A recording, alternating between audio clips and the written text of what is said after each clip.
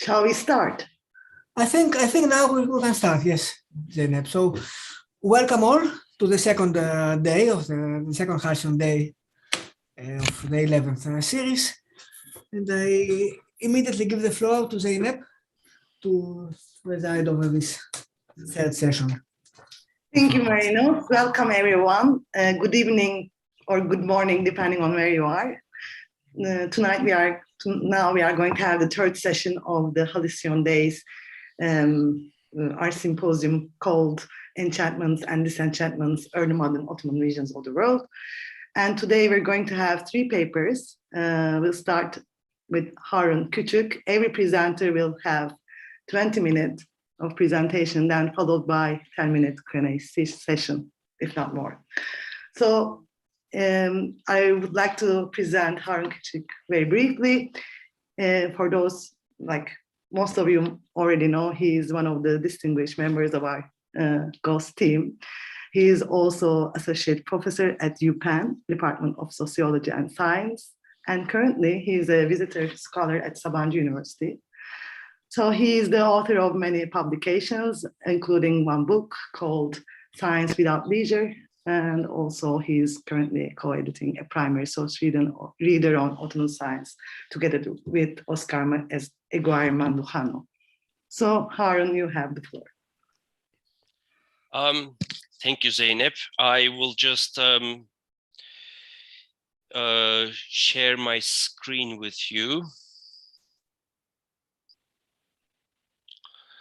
And let me press play. Okay, so I wanted to contribute what I think I would contribute best to this discussion. And I'd just like to talk very briefly about Weberian categories and models of Ottoman modernity. Before I get started, there is a very familiar narrative of Ottoman modernity. And it has certain milestones like Tanzimat, the auspicious incident, what's called the auspicious incident, where the Janissaries get disbanded. For some people, there's some Abdülhamit II in the story. For others, it's about the Committee on Union and Progress. For others, still, it's the Republic. And I guess I would like to pose this question to the group, actually. What do we want to say about that? What is enchantment and disenchantment doing for us? And I guess I'm also interested in the question of how we can change the model of modernity with the work that we're doing here. Change it not just for the Ottoman case, but also for basically various other people who continue to struggle with and just suffer from Weberian categories. And I'm sure many of you know, criticizing Weber is easy. People have been doing it since Weber's time, and it's much harder to build something that would replace the categories that he has given for us. And as for replacement, I guess the questions I have is our end game here, in a manner of speaking. What is modernity for us, and what does our work say about modernity? And I guess also the question of what enchantment and disenchantment does for our understanding of Ottoman society at large. So with that, I'll just sort of do a very brief run through of the origins and development of the concepts that we are deploying here. So there are basically two sources of disenchantment in Weber's thought. One of them is, something that most of you have probably read. If you're like me, I had read this maybe 15 years ago, and I picked it up again basically last summer. But one thing about the Protestant ethic and the spirit of capitalism, where Weber talks about disenchantment or the loss of magic quite a lot, is that it's about the origins of modern capitalist society. It's a non-Marxist alternative. and disenchantment is part of that model. And as many of you know, here Weber foregrounds religion at the expense of, well, regular Marxist ideas about the transition to capitalism. And he suggests that, Puritans and especially Calvinists, Dutch Calvinists, adopted a certain work ethic that has to do with the image of a very stern and very distant God.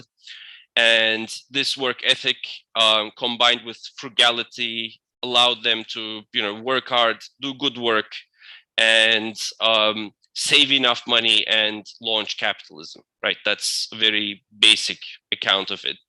And so the disenchantment in this narrative, of course, focuses on changes that are happening that are sort of internal to religion, but not only, because they ultimately connect with things like work ethic and capitalism and the emergence of bureaucracy and so forth.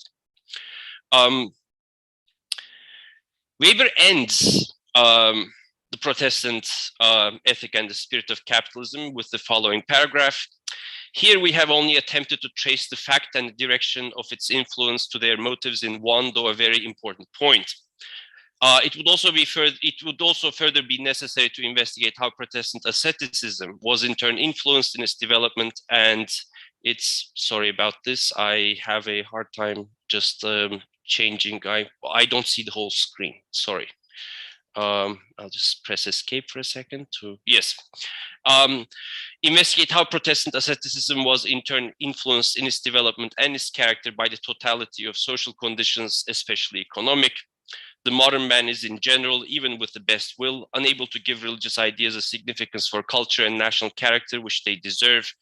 But it is, of course, not my aim to substitute for a one-sided materialistic and equally one-sided spiritualistic causal interpretation of culture and of history. Each is equally possible, but each, if it does not serve as the preparation, but as the conclusion of an investigation, accomplishes equally little in the interest of historical truth.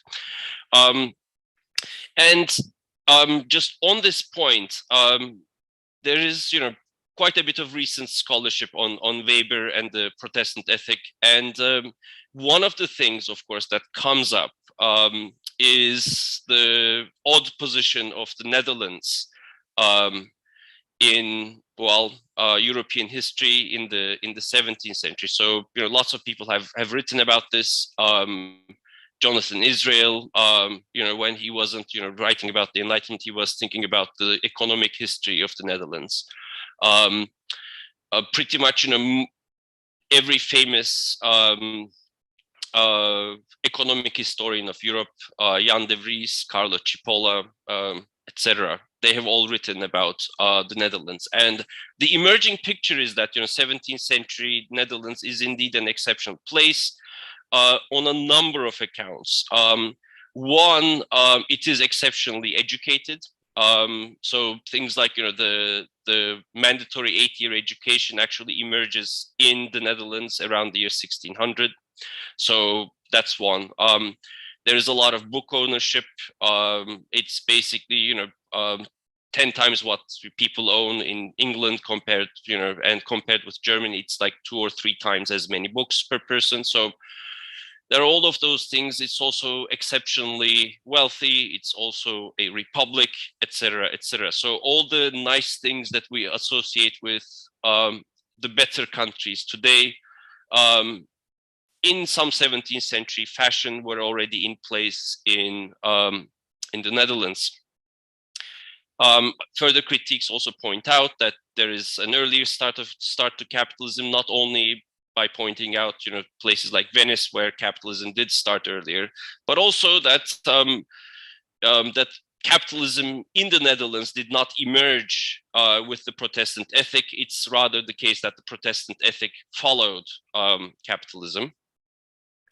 Some of these things have, of course, can be seen as being quite deleterious to Weber's thesis, but of course, that's not my intention here, but rather to just point out what an exceptional example served as the launching point for these ideas of enchantment and disenchantment we're discussing today. Now, disenchantment, what does Weber say about this in the Protestant ethic? There are basically three elements to disenchantment. There is rationalism, particularly what he calls Wertrationalität, or value rationality. And this is but a fleeting moment of in the history of capitalism, where people adhere to rational values. And then for Weber, this whole thing gets dissolved into utilitarianism, or what he calls Wegrationalität.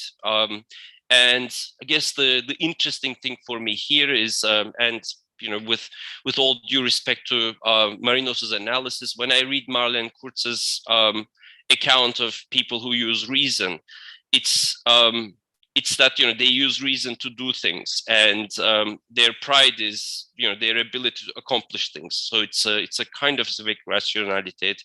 I don't know where and how to find the value rationality in Ottoman history, and I think maybe Baki will talk about this. A second element is bureaucratic domination. Of course, the third element, most important element, is capitalism, and in combination, these things create disenchantment. And in the world of disenchantment, we live with commodity fetishism. We live also in what's generally called the iron cage of schools, hospitals, workplaces, etc., etc.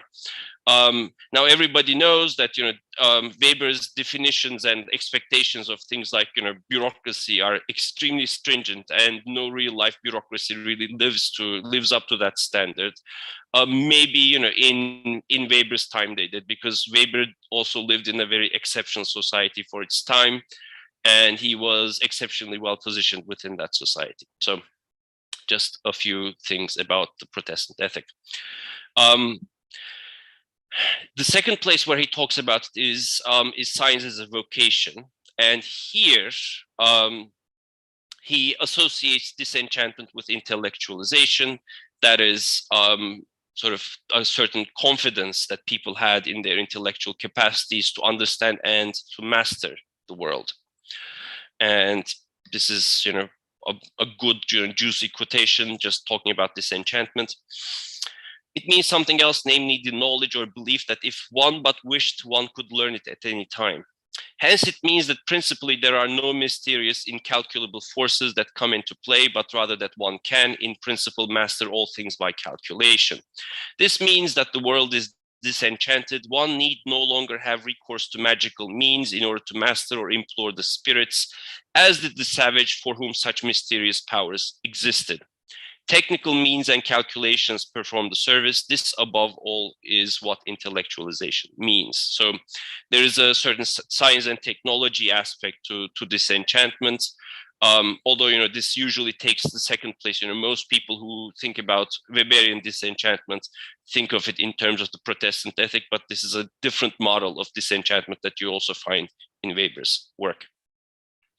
Now, a couple of other things that that I wouldn't be able to piece together without being a real Weber scholar. So I read some Weber scholarship, particularly Wolfgang Schluchter, and it's fairly clear that even for Weber, the theorist of modernity, the world was never fully disenchanted, but as a corollary, it was also not fully enchanted at any point.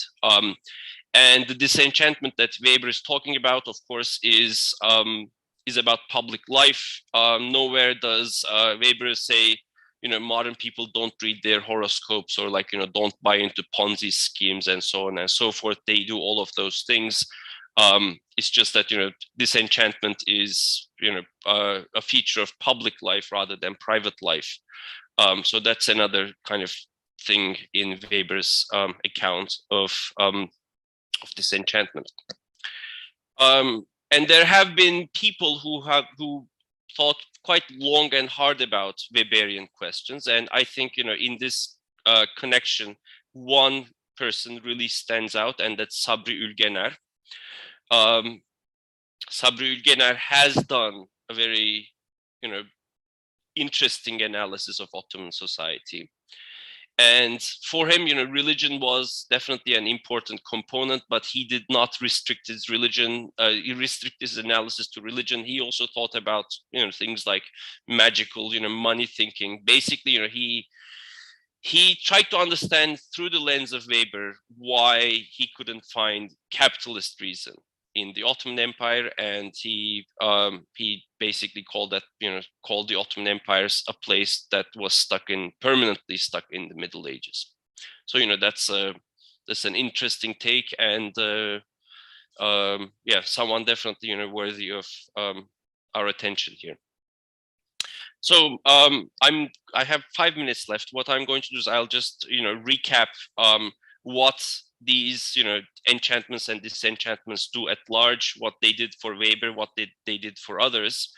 And I would like to bring in one final character, Philip Kitcher, who's got South Jersey rationalität rather than Zweck-Rationalität or Wertrationalität.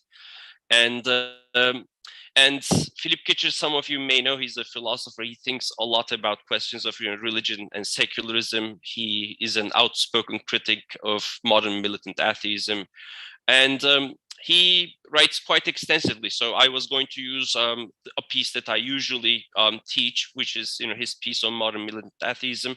But there's also a wonderful volume, highly recommended, called "Joys of Secularism," which is it's an amusing volume, and it's got a really wide range of authors, including one of the most famous commentators of Max Weber, which is Charles Taylor. And here I have a couple of quotations. Statistical analyses indicate that religious adherence and religious fervor are strongest in those societies and among those groups within societies that are most vulnerable to the vicissitudes of life. Lack of assurance about one's continued ability to satisfy physical needs is only the simplest type of condition to which religions may be perceived as making a welcome social response. For people who are marginalized in society, who recognize that their existing secular institutions treat them unjustly, participation in religion may be bound up with a struggle to obtain the rights currently denied to them. Religious communities have often played an important role in bringing the powerless together, in combining their voices so that they can at least be heard, in providing a sustaining sense of solidarity that's expressed in courage and determination. And just turning to my final slides, I mentioned some people, but the question that I'm thinking through as I'm listening to you is sort of the various possible end games. Where does disenchantment lead in our cases? And here is a very summary list of where it may lead and what it may mean. So if we just stick with Weber, disenchantment might involve work ethic. So there is definitely a labor history angle that can be built on Weber's notion of disenchantment. Our end game may be capitalist accumulation, the emergence of bureaucracy and bureaucratic thinking. It could also be intellectualization. If we turn to Wolfgang Schluchter, it could be the inner world, the asceticism that combines active self-control with world mastery. So that's another sort of package that may be the outcome of disenchantment. For someone like Charles Taylor, it's secularism. But I guess I don't know. But for Charles Taylor, of course, secularism is a development. Is something that develops out of a very stern religion that has no place for angels and demons, but has a lot of room for the will of God. If we could go with Sabri Ülgener, who practically says that we have never been modern, we have never been disenchanted, so we haven't moved an inch in 500 years. Or there's Philip Kitcher, which is who basically says that religion serves a very important psychological and practical role in people's lives. And without building a sort of affluent, just, and supportive secular society, what disenchantment takes away just leaves people with deprivation and disappointment. And with that, I think I've just run out of time. Thank you. I'm just going to enjoy the discussion now. Thank you. Wow, thank you, Harun, for opening the ground for so many, models, and I'm sure they will lead to very exciting discussion. So I saw first Güneş raising hand. We already have 2 questions. Please, Güneş, you can proceed with your questions. Well, thank you, Harun. I don't have a question, but some series of remarks. First, I think Ülgener is not a precursor of Brunellatour in any case. Nobody has ever been modern, etc. But about your initial remark, or one of these, which touches the Ottoman case, that you have some doubts about the Ottomans and their Wert Rationalität, and it's related to the Emsalbuhung, etc. But I think if you look at from another perspective, a rather anthropological one, and this, I think, especially of late David Graeber, on his theory of value, he says that in any case, every society has their value notions, etc., starting from the Australian ones, or he had studied, I think, the mid or Mesoamerican ones, and even from there, for the Ottoman case, I think even in the 15th century, look at Czech Tufej Muradi, for instance, there it's not only about how to evaluate the several precious types of stones. There is, I think, which goes under the text, many reasonings about how to evaluate, etc. And the Ottomans, especially working on all these values. It's not about the ethics, etc., but in daily life as well. And the change in Barbarian sense is not in the Wert Rationalität in any case. It was something else which was triggered in the 16th century, and now they even turn it to the mid-16th century, and again, Calvinist Geneva on preciseness, etc. Some other factors that have changed even late Renaissance Italian societies. So for the Bavarian case as well, now we retell the story. I think that's why one doesn't have to stick on his first analysis, but how they are enriched in the 1980s and 70s. That's what I would say. And thank you. Thank you. Just to just briefly say something about Wert Rationalities. Of course, for Weber, like it's a very specific set of reasons. It's about being like frugal and not believing in the supernatural and working hard, etc. Right. So it's a very specific. So I could say in my case, what makes sense is quite different from that. But your point is well taken, and I've taken my notes. Are you, when you're talking about David Graeber, are you talking about his last book? I haven't read it. No, it's one of his earliest. It's Towards the Theory of Value. I think it's in 2007 or 8. Okay. I will send the exact, notice in the chat. Yeah. Thank you. I believe we can proceed with the next question. I think Baki Tezcan was first, and we have Gottfried Hagen also waiting for the third question. Thank you. Thank you so much, Harun. I just wanted to say very briefly, I think if we take Weber's definition of disenchantment in his article, Science as a Vocation, which is kind of like the you talked about, maybe it might be difficult to find all of the things that he talks about in the period that, 16th, 17th centuries as strongly. They come a little later. But there is another place where he talks about disenchantment in his Social Psychology of World Religions piece, which is 1913, where he talks about disenchantment of religion itself, the transformation of religion itself. And if we look at there, and I actually I will end my presentation with that definition. I think the things that he talks about are there in, Birgi and the Kadazadelis, etc.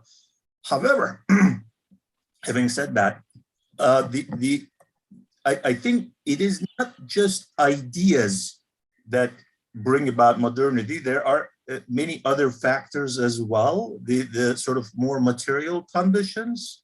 And in that, Northwestern Europe had a whole new world to build capital accumulation on, from Atlantic slavery to single agricultural production, new products, etc., etc., etc. And so the way in which the ideas and material conditions meshed moved perhaps in a much faster and different direction than the Ottoman context, where there are always some ideas around, but then which ideas become more prevalent and significant depend on also how the material condition and people's social relations of production and all of that. So I think that's why maybe the Ottoman disenchantment takes a slightly different path with, a little bit like the Janissary March, 2 steps forward, like 1 step forward, 2 steps back, and it's sort of like right. That, I'd say. That's my feeling about it.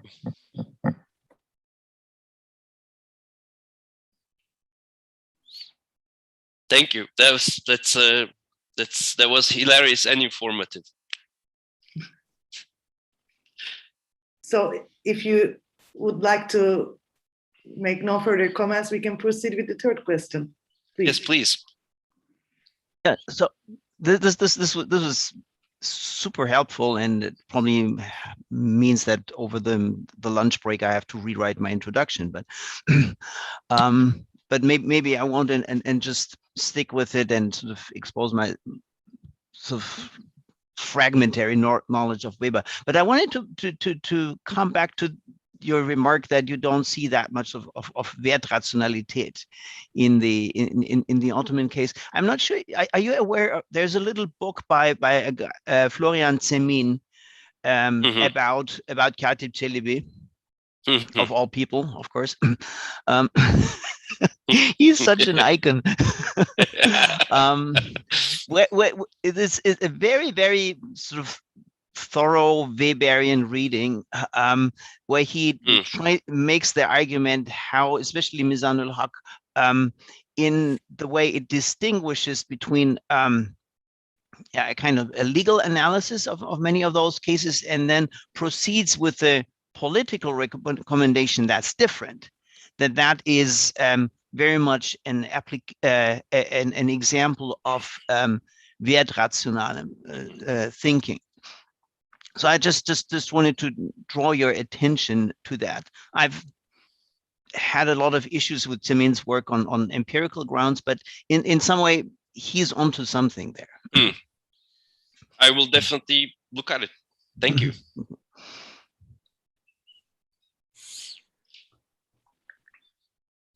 I don't see any raising hands, and Bruno Sole, please. Yes, thank you very much for all your contributions. I would like to say 2 brief remarks. The first is related to the definition we give to the word religion, because we know that Weber and this period of time and this scholarship work with a definition of religion that come from the evolutions of the post-Kantian modernity. The religion as a moral, as something that concerns the individual. And the definition of din or the definition of religion in pre-modern Europe were very different from this definition. So when you come to compare the modern contemporary definition of religion to ancient phenomenon that we describe as religious, we find a discrepancy, and we describe this discrepancy as enchantment or disenchantment. So it would be very relevant to study the evolution of the definitions given to deen or to iman, for example, like Ernst Weil did for religion in his very long and a bit boring series of book on religio. That was the first remark. And the second deals with, I think, another definition of modernity that we can find in different fields of scholarship as a transfer of sacrality, and not a kind of disparition of this sacrality. And you can find this kind of readings in Carl Schmitt's political theology. I think that's the English translation of the title. Or even in French sociology. I mean, the birth of French sociology has to do with the society as the new God that determines the life of individuals. And we have spoken of Latour, and Latour has written an article about this transfer of sacrality. He based on Hobbes and his political philosophy. And this is a kind of thinking that you find in Marxist readings of modern philosophy, and especially in Antonio Negri, books on Spinoza. And he tries to explain how modern philosophy is a huge attempt to understand the transfer of sacrality from religion to market and politics. So that's two remarks I wanted to make. Thank you. Thank you. Much appreciated. Thanos Angelopoulos is, I think, trying to ask a question. He's among the attendees, so we wouldn't see him, I guess. I think I have like 1 more minute. Because I've been looking at this Q&A box and I don't see any question, but in the checkbox, yes. Shall I read it? Then it's in the participants, you would yes, see. I just saw it. Attendees. Yes, shall I read it? Please. I am trying to raise my hand, but something goes wrong. Anyway, sorry, because I think the attendees cannot raise hands. So you can ask your question. You just have to look at the participants box. Really? Okay, I will. Anyway. I don't see any raised hands here. Anyway, so. No, it's not. So he is asking, is there any sources related check on these concepts? I don't quite know what that means. Like whether people talk about magic, no magic. I don't know. I wouldn't even know where to start answering this. I mean, I guess, if this is a question of historicity, of course, the very conception, I guess, of this conference is ahistorical, because, we are basically taking sociological concepts and asking historical questions with it.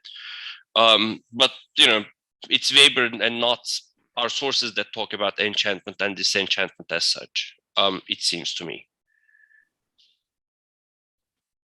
Are there any primary sources which can back these concepts? I again don't quite know what you mean. It's the primary source is Weber and a lot of his very anecdotal study. I mean, if you don't want to take Weber seriously, I guess it's a perfectly legitimate point of view. But yeah, I don't know how else to answer this. So having said that, maybe we can proceed with our second presenter because we are running a bit out of time. I mean, I don't want to sound very strict. So the second paper of today's session, thank you, Harun. I'm sorry if I interrupted you, is Bemmet Akisari. His paper is entitled A Canon of Disenchantment, Birgivi, Rumi, and Kadızade. So I don't know how to present Bemmet Akisari, but very briefly, he's a professor at UC Davis, a Department of History, also a faculty member of Religious Studies, I believe. He is also the president of Ottoman and Turkish Studies Associations. He is the author of the seminal book, The Second Empire, and also about 40 articles. So I'm very excited about your paper. Thank you, Zeynep. I have to start by asking for your forgiveness, as I will not talk about Birgivi, Rumi, and Kadızade as the paper I wrote on them, the first version of which I had presented in Budapest in 2017, as Derin, who's in the audience, would remember, grew a bit too long to be meaningfully presented within 20 minutes. To give you an idea about the longer paper, let me start with a summary. Let's see whether I will be able to move this. The introduction includes a brief discussion of Max Weber's use of disenchantment and a brief exposition of Sufism in the Sunni tradition up to the late medieval period, with a view, first, to point out how it is possible to approach certain Sufi ideas and practices that render the boundary between the mundane and the divine realms porous as enchanted Sufism, in contrast to ascetic Sufism, which regards that boundary impermeable, and second, to underline the crucial significance of moral refinement in enchanted Sufism. Then I contrast one of the earliest primers on Islam, written in Turkish around 1400, with two modern ilmihals from the 19th century, with a view to exemplify the disenchantment of Sunni Islam over the course of Ottoman centuries. The central part of the study connects the dots between the first primer and the last two. While these dots could be connected through various authors and works, I chose three authors, three of whose works circulated together almost as a canon, starting from at least the late 17th century all the way to the early 19th century, and inspired the modern ilmihal. And those three authors are Birgivi Mehmet, Akisari Ahmet Rumi, and Kadızade Mehmet. I first focus on Birgivi, who, following the path of many previous ascetic Sufi, took a very critical stance against enchanted Sufism that had been a part of the medieval synthesis of Sunni Islam, as demonstrated by Al-Ghazali's work and its impact on the first Ottoman Turkish primer. Birgivi asserted that humans and the divine are absolutely and categorically separated in this world, but at the same time tried to keep morality as much in the center of the definition of a Muslim as he possibly could. Birgivi's intellectual heritage was selectively co-opted into political activism by Kadızade and his posthumous followers, who very likely produced the earliest examples of the manuscripts that bring together the three treatises of Birgivi, Rumi, and Kadızade in the late 17th century. As I show in the third part of this study, the treatises of Rumi and Kadızade that got to be appended to Birgivi's popular Turkish treatise were not concerned with morality at all. The aim was to consolidate a particular form of rationality, the boundaries of which were drawn by texts that were deemed authoritative in the Sunni tradition as the defining feature of early modern Islam, thus de-emphasizing the moral concerns that were still there in Birgivi's Turkish work, the Vasiyetname, which is part of the three works that I talk about in the larger study. As I touch upon in conclusion, the manuscripts in which these three treatises were collected together had a long post-Kadızade life in the 18th and 19th centuries, contributing to the consolidation of the textual and precise rationality that produced the modern ilmihal. While Ottoman historians used to analyze the Kadızadeli's as a somewhat radical but temporary disruption in the public life of Ottoman Islam, their strong emphasis on disenchanting Sunni Islam and consolidating it on a textually defined, precise rationality actually became part of the mainstream experience of modern Islam in many urban centers of late Ottoman Empire.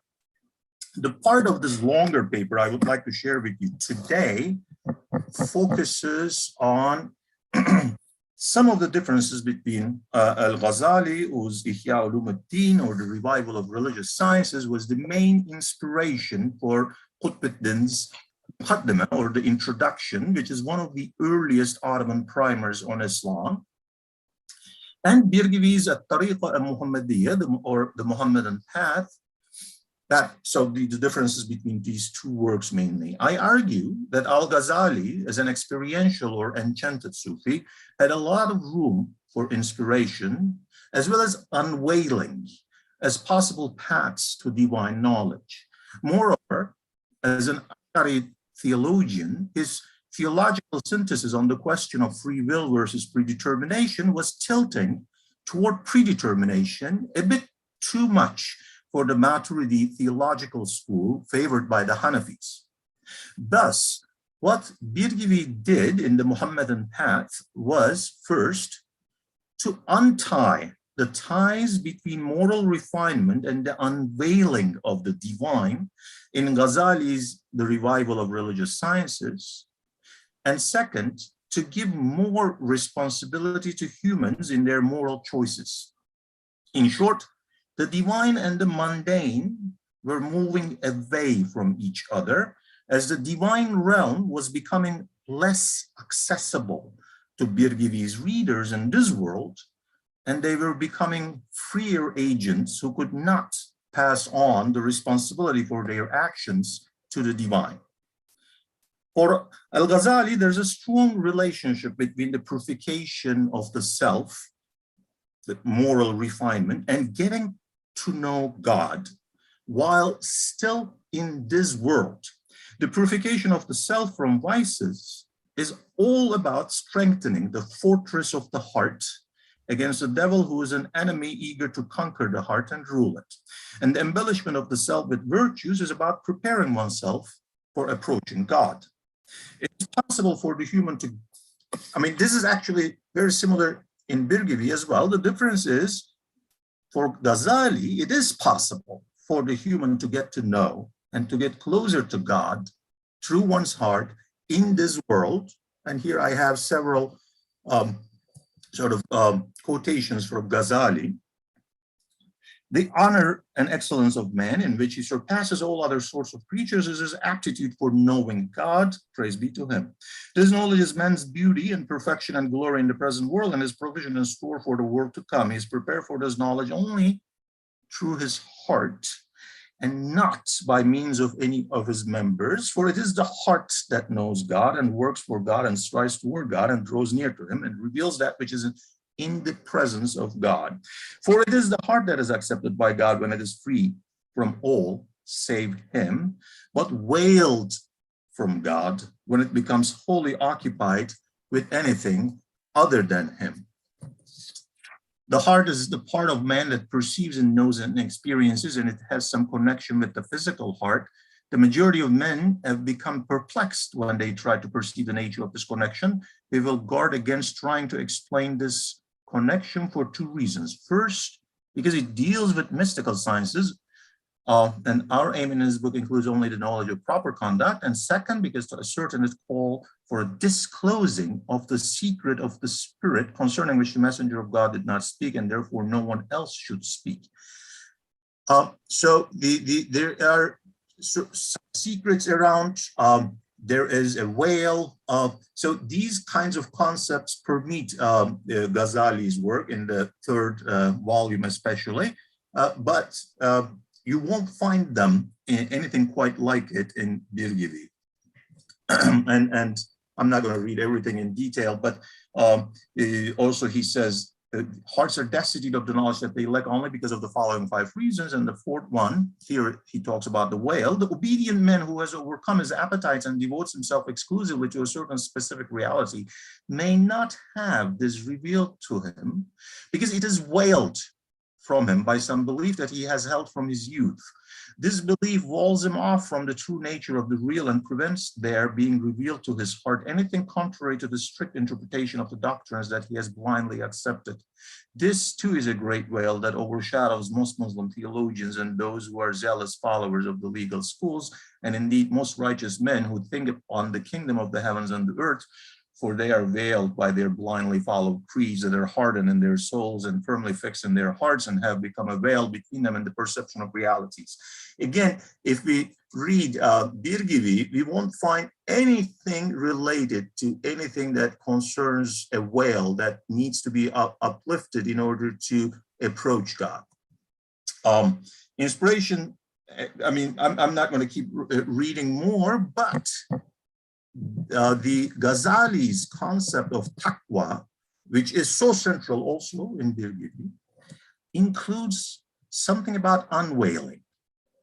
So the reason you want to move your taqwa up is because eventually you might have that experience of unwailing in this world, which is nowhere to be found in Birgivi.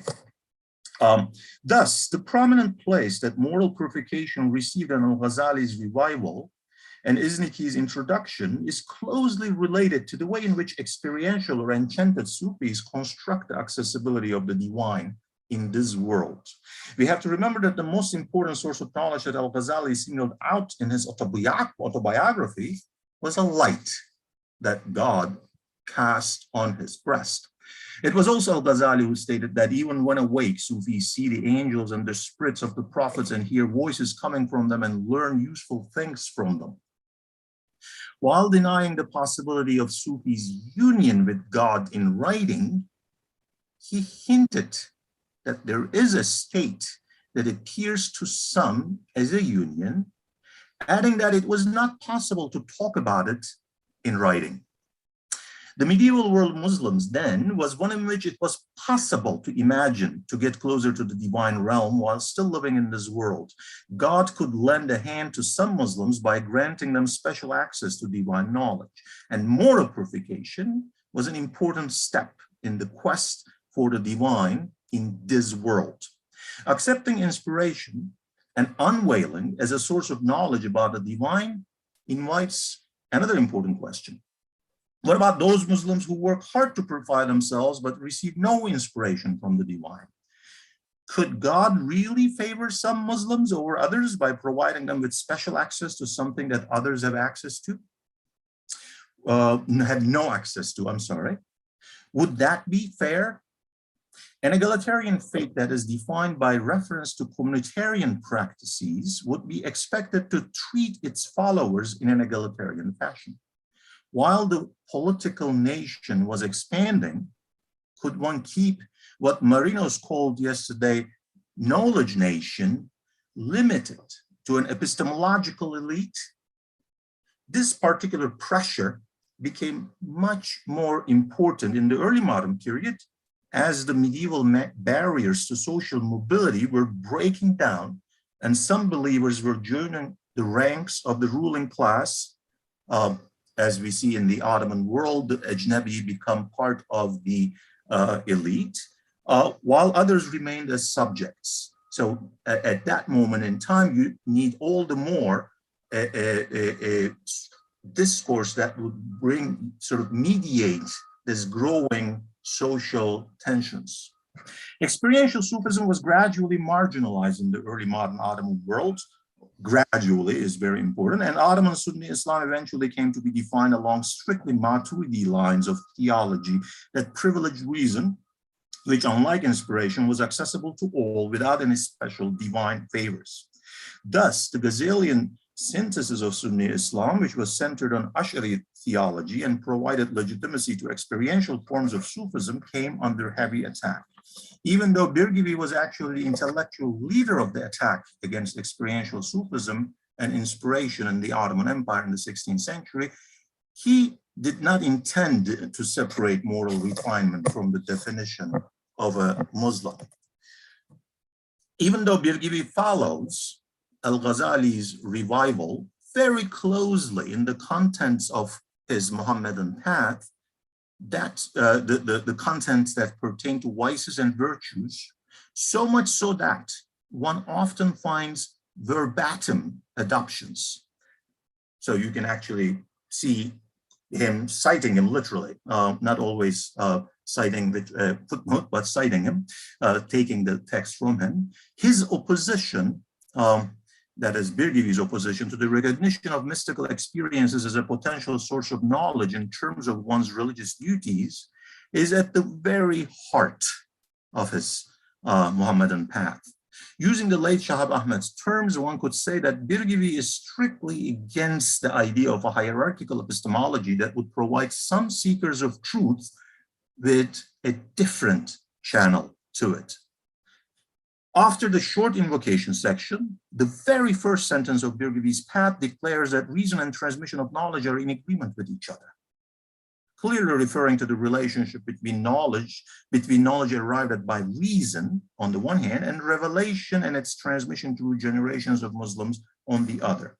This is not an uncommon statement within the Islamic tradition at all.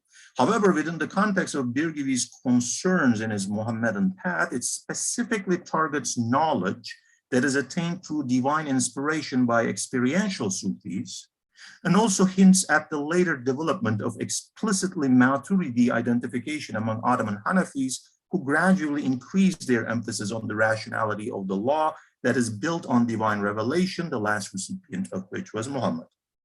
While the law that is built on the revelation received by Muhammad is assumed to be in agreement with reason, inspiration that is experienced by experiential Sufis is irrational. The experiential Sufis' claim about their privileged access to the divine and the special knowledge they acquire through this access are closely related to two major concerns of Birgivi in his Mohammedan path: the question of innovations and that of the correct belief. In his discussion of innovations, Birgivi targets some of his contemporary Sufis who claim that they receive their knowledge directly from the Prophet of God, or from the Prophet or God, and use that claim to legitimize their disregard of the law that is based on the Quran and prophetic reports. He warns people that they should reject such Sufis, otherwise they would become zindiqs, and explicitly states that inspiration or dreams may not constitute sources to establish legal rules with. While discussing unbelief, Birgivi gives certain Sufis as examples. I think I'm going to run out of time, so I'm not going to read all of this. Those of you who know Birgivi would be very familiar of this. Basically, he's criticizing Sufis who claim that they see God, they're talking to things, etc., etc. For Birgivi, meaningful communication with the divine after Muhammad is not a real possibility, even when it comes to saints. All that Birgivi is willing to concede is supernatural powers, not preferential knowledge of or approach to God. Believers will see God only in the afterlife, period. It is perhaps in this sense that the title of Birgivi's work, The Mohammedan Path, makes most sense. None of the Sufi orders could possibly offer a plausible path to divine in this world. If one wished to get close to God, one's best bet would be to make the right choice here by strictly following the path of Muhammad and thus prepare oneself for the afterlife. While for Al-Ghazali, taqwa might lead the believer to an experience of unwailing of divine secrets in this world, for Birgivi, it is all about preparing for the hereafter. The question of choice in human actions is another issue on which Birgivi disagrees with Al-Ghazali that is quite relevant for the increasingly articulated emphasis on the identification of Ottoman Hanafis with Maturidi theology in the 17th and 18th centuries and the long-term development of the Ilmihal genre. As pointed out by Philip Brookmeyer and Mehmet Kalaycı, among others, and Eaton among us would know this better than I do, Birgivi's discussion of the role of human will in human actions in the Mohammedan path triggered a series of treatises on the subject and the evolution of the particular will, an important theological concept in the Maturidi tradition that was crystallized in the Ottoman period. In his revival, Al-Ghazali had followed the Ash'ari theological position on human actions, admitting that everything stems from God's creation. So also does choice. Man is compelled in that choice, which is his. So constraint is present even with respect to freedom of choice. Birgivi finds this position not any different from that of the Jabriya, an early theological school that leans strongly on God's predetermination of human acts to the point of denying agency to humans, which brought about unbelief charges to some of its followers. He would like to represent human actions as the result of human choice. Otherwise, human beings might stop trying to be good, asking themselves, if God is the cause of all things, then who can change that which is destined to happen? Therefore, Birgivi posits that humans have particular choices, ikhtiyarat juz'iyya, that are capable of relating to the opposites of obedience and disobedience to God's commands. Thus, humans are rewarded or punished in accordance with their choices. Therefore, according to Birgivi, even though one's future may have been written on the divine tablet, it was still his or hers to make. If someone, this is what he wrote, if someone knew what was going to happen to you and wrote it down on a piece of paper, could it be said that he was forcing you to do those things, even though you do not know what is written on the paper? Whatever you do, even if it leads you to the destined end, is done by your own decision and is not enforced upon you. In short, despite the fact that Birgivi's The Mohammedan Path reads in some sections as almost a copy of Al-Ghazali's Revival, it is in a strong disagreement with some of the latter's premises. It is quite likely that Birgivi authored his path with a view to offer a substitute to Al-Ghazali's Revival, which was arguably one of the most popular Islamic texts of the Middle Ages that would incorporate the latter's moral concerns, so incorporating moral concerns of Al-Ghazali without ascribing to its epistemological, ontological, and theological premises. And one may even say that he succeeded in diminishing the readership of the Revival, as there are fewer manuscripts of it extant today in Anatolian libraries that were copied in between 1000 and 1200 after Hijrah than in the previous 200 years, while the libraries are full of copies of Birgivi's The Mohammedan Path that were copied in the later period. Unlike Al-Ghazali, the central concern of Birgivi is not about getting to know God or approaching him, which are, according to him, impossible in this life. His goal is to prepare his readers for eternal bliss in the afterlife by teaching them how to protect themselves from the devil in this world. He's not categorically opposed to Sufism, yet his understanding of Sufism is limited with making vices vacate one's heart so that it could be embellished with virtues instead. Elsewhere, he adds chastening the self and purifying the soul to his definition of Sufism, which in this instance he equates with the Sufi path. Thus, the kind of Sufism that Birgivi approves of is with asceticism, which, as pointed out by Terzioğlu and Kalaycı, has a long tradition among Hanafis, and one could add also among followers of other legal schools. What is absent in this type of Sufism is the individual's experiential quest for the divine or the unveiling of the ultimate reality in this world. Birgivi's God remains strictly unapproachable for humans on earth, neither revealing itself, nor letting its worshippers experience itself, not to mention letting them become one with itself. It is thus not surprising that Birgivi is very critical of Sufi rituals of music and whirling that are approved of and even praised by Al-Ghazali, who regards them as ways to open the heart to divine secrets. To sum up, Birgivi's ideal Muslim lives in a relatively more mundane realm and is relatively more free in his moral choices, relatively, from divine intervention than Al-Ghazali's ideal Muslim. In short, Birgivi appears in the Mohammedan path as the kind of ascetic whom Weber would associate with rationalization of religion or disenchantment. And this is the definition that I was referring to earlier. Things have been quite different, where the religiously qualified virtuosos have combined into an ascetic sect, striving to mold life in this world according to the will of a God. To be sure, two things were necessary before this could happen in a genuine way.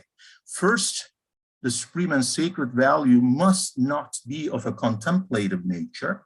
It must not consist of a union with a supramundane being who, in contrast to the world, lasts forever. nor in a unia mystica to be grasped orgiastically or apathetic ecstatically. For these ways always lie apart from everyday life and beyond the real world and lead away from it.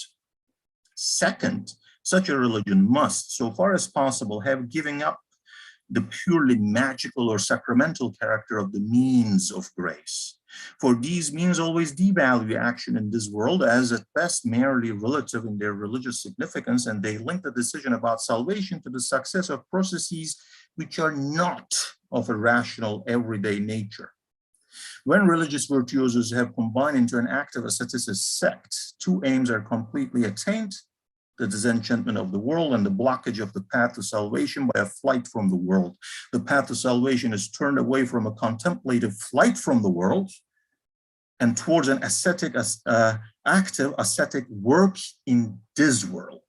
So to me, this definition could fit sort of the overall more disenchanted medieval Islamic world versus the early modern Islamic world, where enchantment was becoming gradually less around, and the voice of disenchantment through Birgivi and his followers, but different kind of followers, grew louder and louder. Thank you very much for your patience. Well, thank you for this fascinating presentation. I already see Maria Mavrudi is raising her hand, so let's not waste a minute.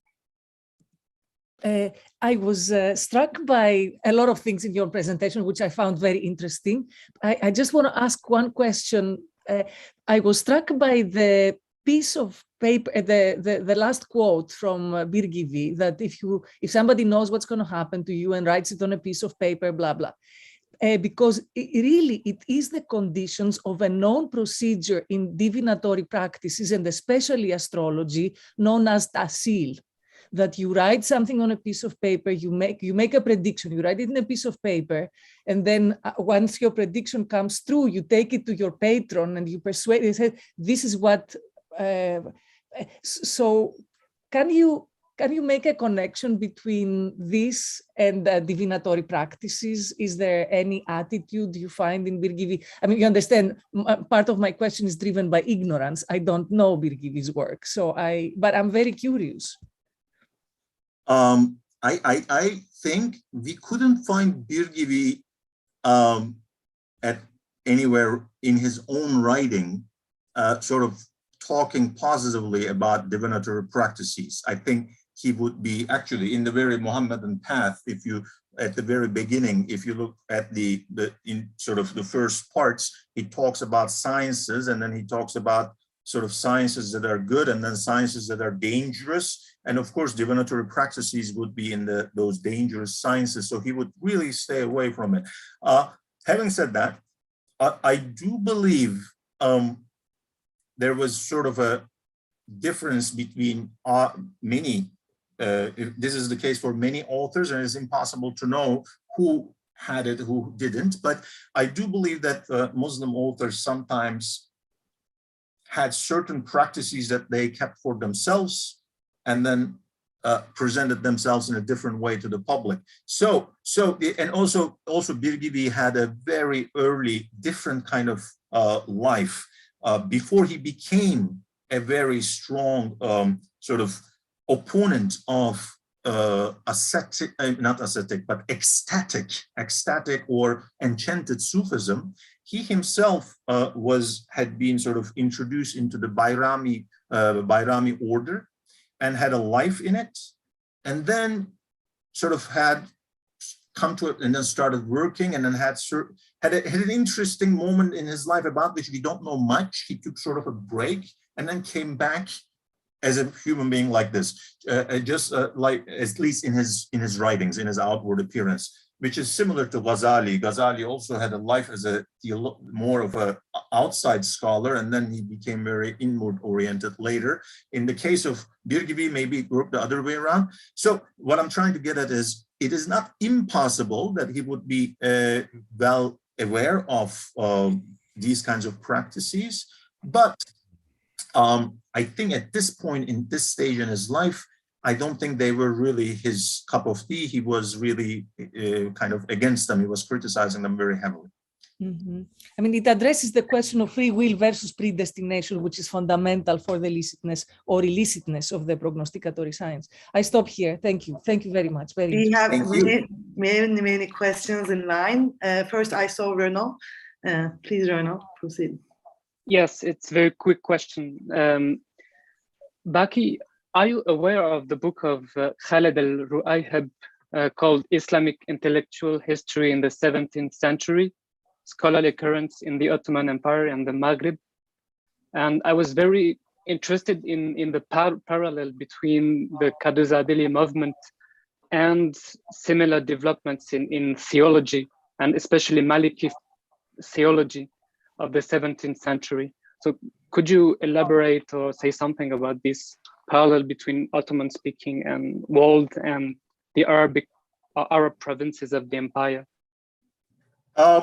You know, if I had a few extra moments to look at my footnotes, I could get back to you with a more precise answer. But actually, Kadızade, one of the intellectual followers of Birgibi, who sort of takes it further, and a few other people are directly influenced, or at least have read some of these North African thinkers. I want to say Sanusi, but I don't want to make a mistake. I don't want to confirm it. I would have to look at the longer version of the paper. His sort of one of his theological treatises actually even gets translated into Turkish and circulates. So there is some stuff that goes on there, and then Kadızade himself has been in touch with Lakhani, but that is not Maliki. That is from Egypt. He's a Maliki, yes. Is a Hanafi, but they are aware of them. They read them. As I said, it's actually even translated into Turkish. One of these North African Maliki texts. Having said that, I'm not in 100% agreement with Khaled al-Ru'ayhib's general interpretation, in the sense that I find this sort of very rational mode extremely defined by textual sources. So it is not a rationality that is open-ended. It's a rationality that has very strict boundaries that are drawn by a tradition of textual sources. And so the logic is it's very logical, it's very rational, as long as you accept the premises of that sort of train of transmission of texts. So it is, and in that sense, one should add, for instance, in this very active period of rational sciences, Khaled al-Ru'ayhib calls it, we don't find as much active move, at least in the Ottoman Empire, on sort of what I might call maybe observational sciences where there is actually observation involved with outside world that might bring up contradictions with the transmitted texts. So it's a rationality, but it's a textual rationality that is a little different from a more unbound rationality that is open, that opens itself up for contradiction and then incorporates the results of that contradiction growing into new things. Does that make any sense? Anyway, I don't want to take more time. I'm sorry to interrupt, but we have many questions, so maybe we can proceed a bit faster. Of course, okay.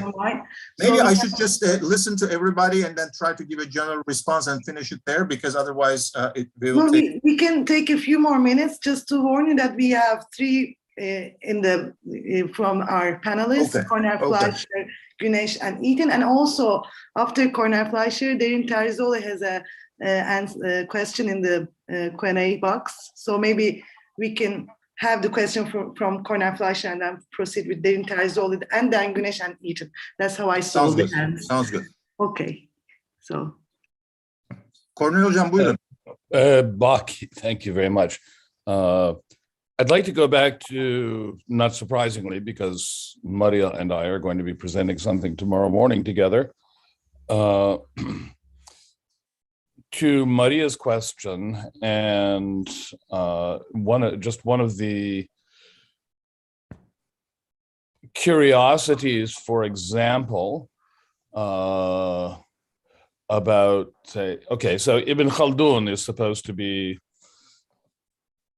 a famous opponent of esotericism and the like.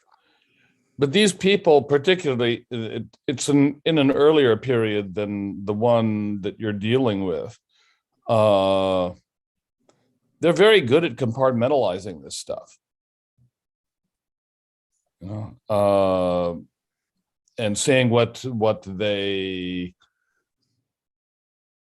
think they need to say for, sort of moralizing and even rhetorical purposes, that doesn't, without going into the questions of, okay, what's kashf, what's unveiling, who is eligible for kashf, and the like.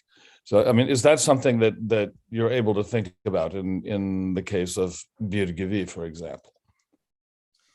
As far as I can tell from what he wrote, he does not want to say anywhere that some people could be eligible for these experiences. I think he believes so himself. He had himself experiences like this. I don't think he ever actually admitted to it. Rather, that's what I was asking. Yeah. That's what I was also trying to tell to Professor Mavridi. It is difficult to know for sure whether Bir Gibi was writing exactly a reflection of his own pure thought, or maybe he did actually have certain ideas about how to reach the divine, and yet he thought it has become so difficult to bring these ideas up because everybody is abusing them. So we just need to close the door and keep it for completely private situations. I was just going to let me not take too much more time, but just one little addition. In the 16th century, there's a lot of discussion among very senior and substantial members of the learned hierarchy, like Kemal Paşazade, for example, or Ebu Suud. Is it okay to read Ibn Arabi? Right? And oftentimes the answer comes back, well, not everybody can do it.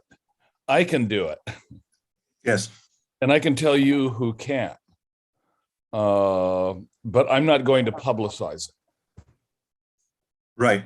I mean, you're absolutely right. I think that is also the direction that later Mujaddidi Naqshbandism takes, keeps that special access to the divine to the very top of the hierarchy, but lives through a more legal Islam for the followers. And keeps it that way. So these are legitimate questions. It's just that we can only judge people by what they wrote. It's impossible for us to get into their minds. But you're right. Bir Gibi might have very well have different ideas on this that he decided to keep just for himself. Thank you. I'm going to go following Zeynep's point. Derin's questions. What do you make of the veracity of the keramet of the saints in view of the fact that knowledge of the unseen was a form of keramet that learned people, especially associated with the saints? I think, acknowledge he does give some special powers to the saints, but he's also very keen to sort of come back and underline the best, the most closest to God were the ones of the first generation, then the second generation. So in that sense, he has a very Salafi streak too. So he's not. I'm sorry. This Baki Hocam, I cannot hear you. Oh, you cannot. Now you are back, I think. Oh, I'm sorry. Okay, maybe there is something in my. Just a few seconds. Okay. Lost you. Yeah. All right. No, what I was just saying was in the text, Bir Gibi seems to say they do have supernatural powers, but he doesn't really concede to a sort of a knowledge of the divine, at least in the written form. But just as I was talking to Maria Hoca Cornel Hoca, as I said, he might have had different ideas to himself, and perhaps that would fit in there. Is there a magical dimension in your view to the ritualism that many Birgivi followers upheld, namely to their belief that if you're punctilious in the performance of canonical rituals, this will prevent you from sin? Good question. Is it magical or is it about discipline? I mean, there is something to be said about doing things on every day on a very regular basis that keeps you really up to a very tight schedule and everything. I mean, is that magic or is that discipline? Like, as Orhan Pamuk goes to write in his office every day and he produces novels every day, work hard every day, you'll get there. So I feel like what one gets from Birgivi is, if you do your 5 daily prayers every day at the right time, do everything, you will have, discipline yourself so much that you'll get there, rather than magic. That is what I see. Gunesh and Ethan had their hands up, and I think we are I don't want to take more time in the panel. Maybe I should keep them. I think we should have the questions maybe, and just because we won't have much time for our third presenter. That's what I'm exactly, yeah. Mine is a little point, so I rather leave my place to Ethan. Thank you, Ganesh. So I would have had my hand up earlier, but I'm having some computer problems. I'm just going to have one. I want to give me more comments, Baki, because this was a really fascinating paper. But I'll just sort of go to the irade juz'iyye, this partial will concept that I've been very interested in myself. I do agree with you that I'm tempted to sort of see a sort of disenchantment going on here. That's a temptation, but I want to be a bit hesitant about this. There's a tension in this, divine will versus human will that's ultimately irresolvable, I think. And while in the 16th century and the 17th century, especially, these Ottoman theologians are coining new terms, irade juz'i, ikhtiyari juz'i, other terms to try to elaborate on a question that's ultimately a lot older. You never really, it's still not clear at all how exactly human will relates to the divine. And I think that there's a transcendent mystery in all of this, I think. It's there. I mean, Birgivi himself, he has this great passage that you gave us, but he also, asserts that you must believe in destiny, that God is in control of everything. I don't know where I'm going with this, but I'm hesitant to call this disenchanting. Right. No, you're right, obviously, because humans, we all know our choices are limited, but I find I've sort of like, I don't know if you're familiar with Marxian debates. Does socioeconomic infrastructure determine the superstructure, determine the way in which we act as human beings and make our choices, or how much of a choice do we really have? This debate also, you can think about it, sort of what moves history. Is it society, social relations that produce us, or is it, do we have, how much freedom we do have? I think of it in those terms, and it is, of course, always a synthesis, always it's a dialectical, it's a little bit of this, a little bit of that, and they talk to each other and they move.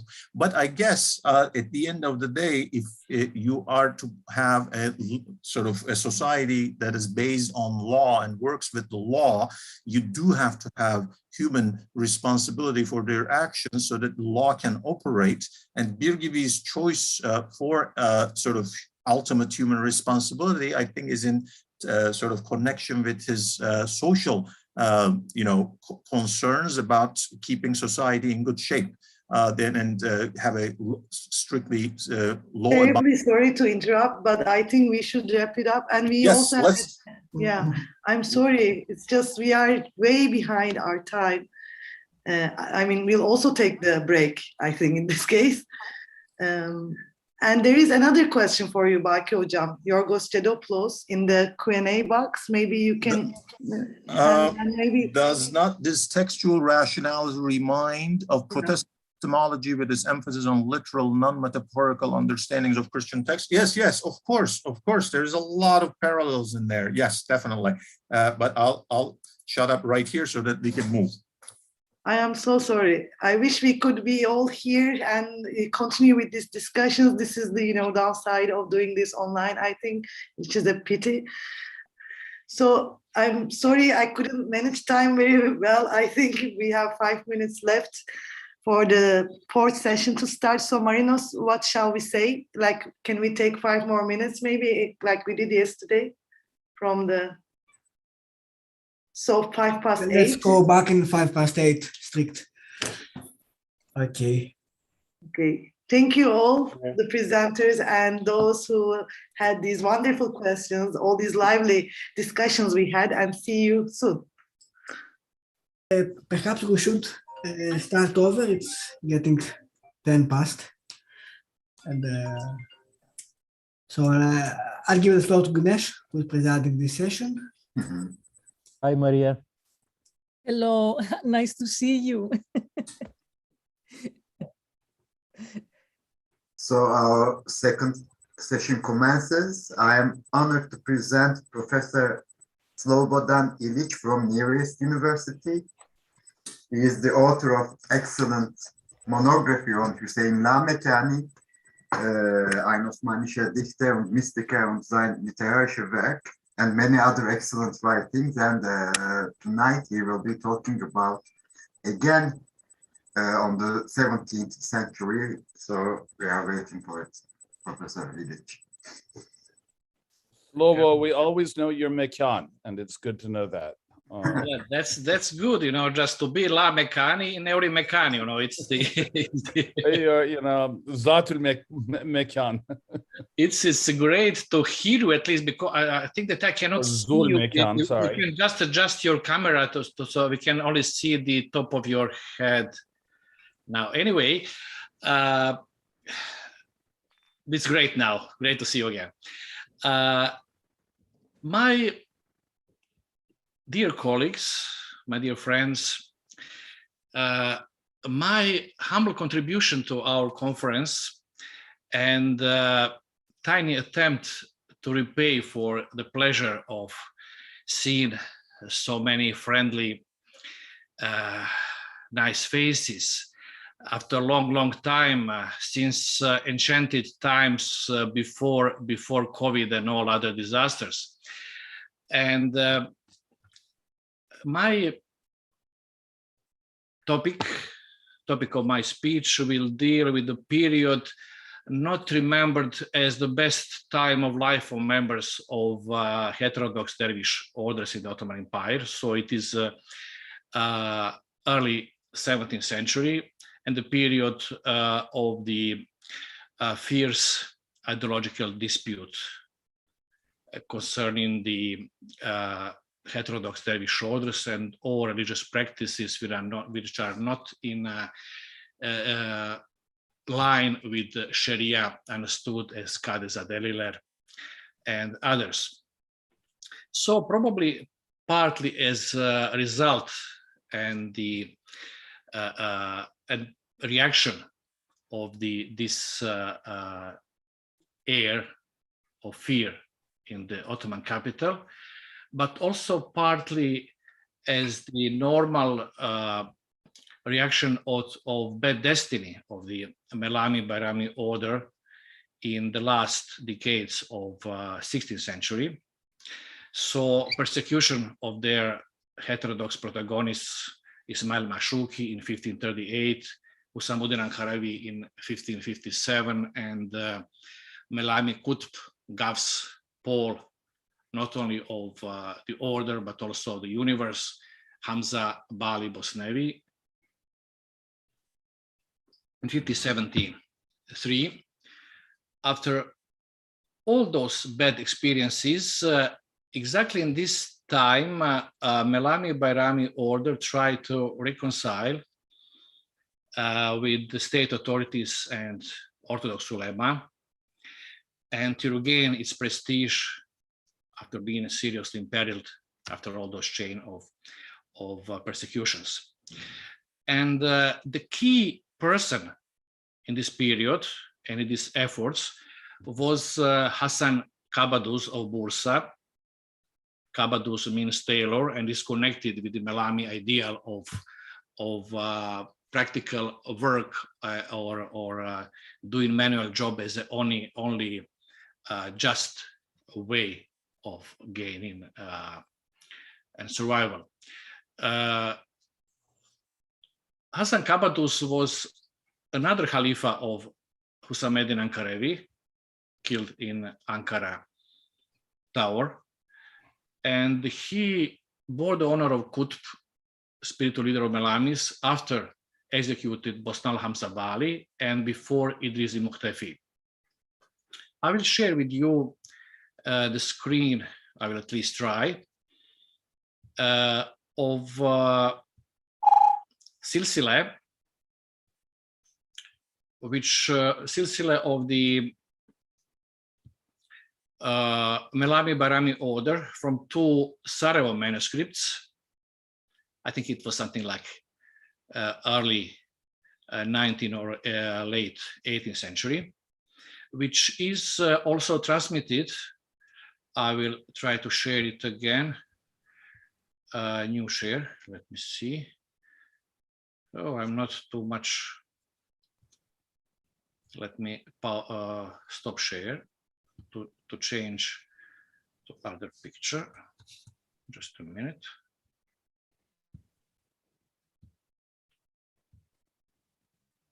So this is the other one.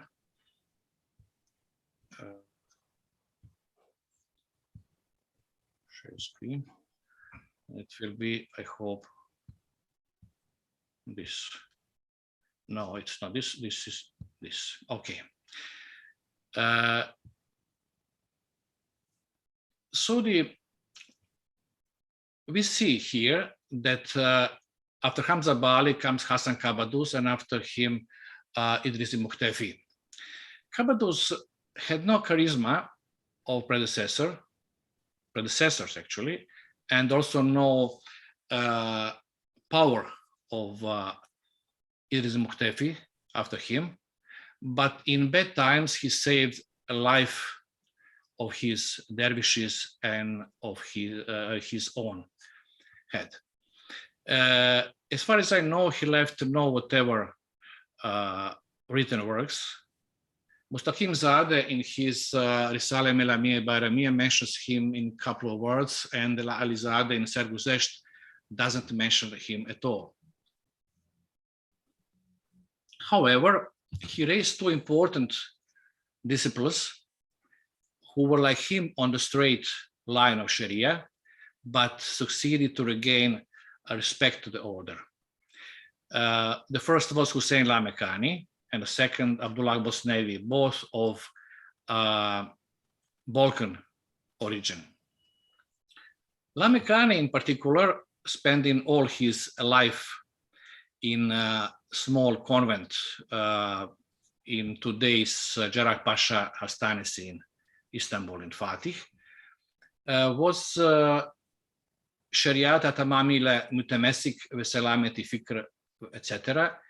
And among his murids, he had some important personalities like Grand Vizier Ferhat Pasha and Bosnian governor Kushundra Bashazadeh Mustafa Pasha.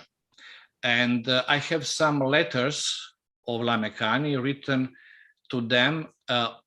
It was too obvious that letters are written as advices from Murshid to Murid. The other, Abdullah Bosnevi, was also Zahiri Vebatini Ma'mur.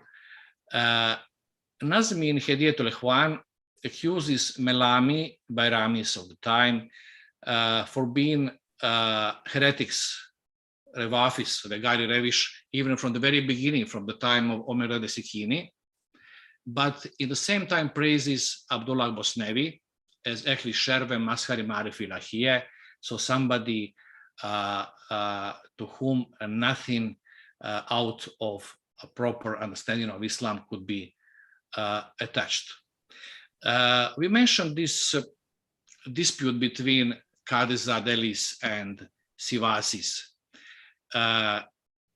Melamis were targeted by both.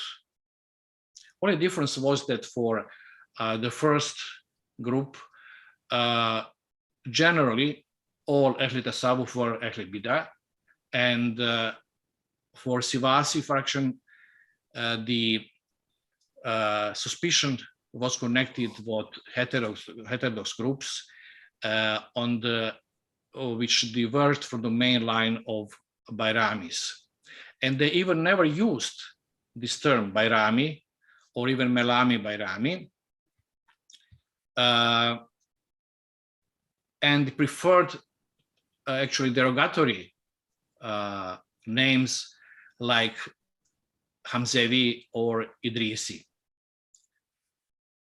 I will quote Abdulmejid Sivasi in Dureri Qaid, saying, Ehli Sunneti nasla sabit olan mezhebine iman getiren bilir ki Hamzevilerin ve İdrisilerin cümlesi kafirdirler. Bunların gizli meclislerinde birbirine secde ettikleri ve sair fesadları ve ulema ve suleyha ve meşayihle karışmadıkları ve hilaflarına kız vermedikleri meclis-i şer-i Muhammedi'de kata yüzleri olmadıklarına şahit yeter. He continued saying that connection between Bayramis and Hamzevis are like connection of Christians with Jesus, actually, with Jesus as a prophet in Islamic understanding, and or Rewafis with Hazreti Ali. This mentioning of performing ritual prayer before each other, birbirine karşı secde ettikleri, is actually could be connected with Hurufilik, and who were persecuted in the same period and the same wave of purges. Abdulmejid Sivasi highly esteemed not only Haji Bayram Veli, but also the Melami Kutub of the time. Hassan Kabadus, I will a bit later mention something about. I have a very strong suspicion that Hassan Kabadus has never been actually real Kutub. But Sivasi maintained a friendly relationship both with Lamekani and Abdullah al-Bosnevi. Abdullah al-Bosnevi even wrote a commentary, sharh, on his Qaside. I presented this work in Sofia in Sierpo conference a couple of years ago. Among Melami sources, the most decisive in claiming that Melami Bayramis as different separated order never existed, and that Hamzevi and Idrisi were merely defamatory names attached to Melamis by their opponents. It was claimed by Lalizad Abul Baki.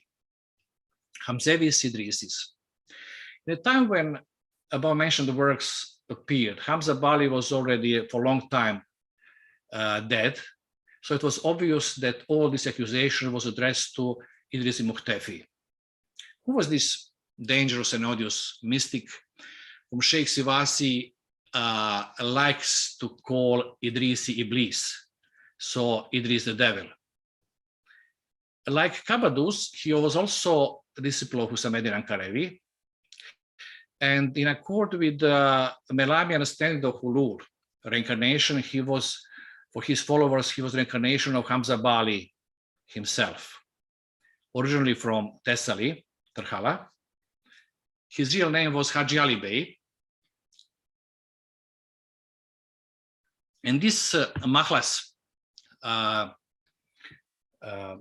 sobriquet, Mukhtafi, he took because of his ability to circulate in different circles, religious and political, and in different places in utmost anonymity.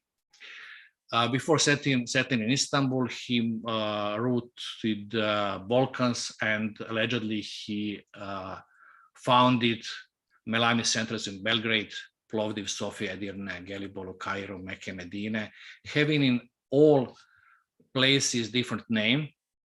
According to Muhammad Emin al-Muhibbi, in Istanbul he was Ali, in Mecca Hassan, in Medina Muhammad, in Cairo Ibrahim, etc.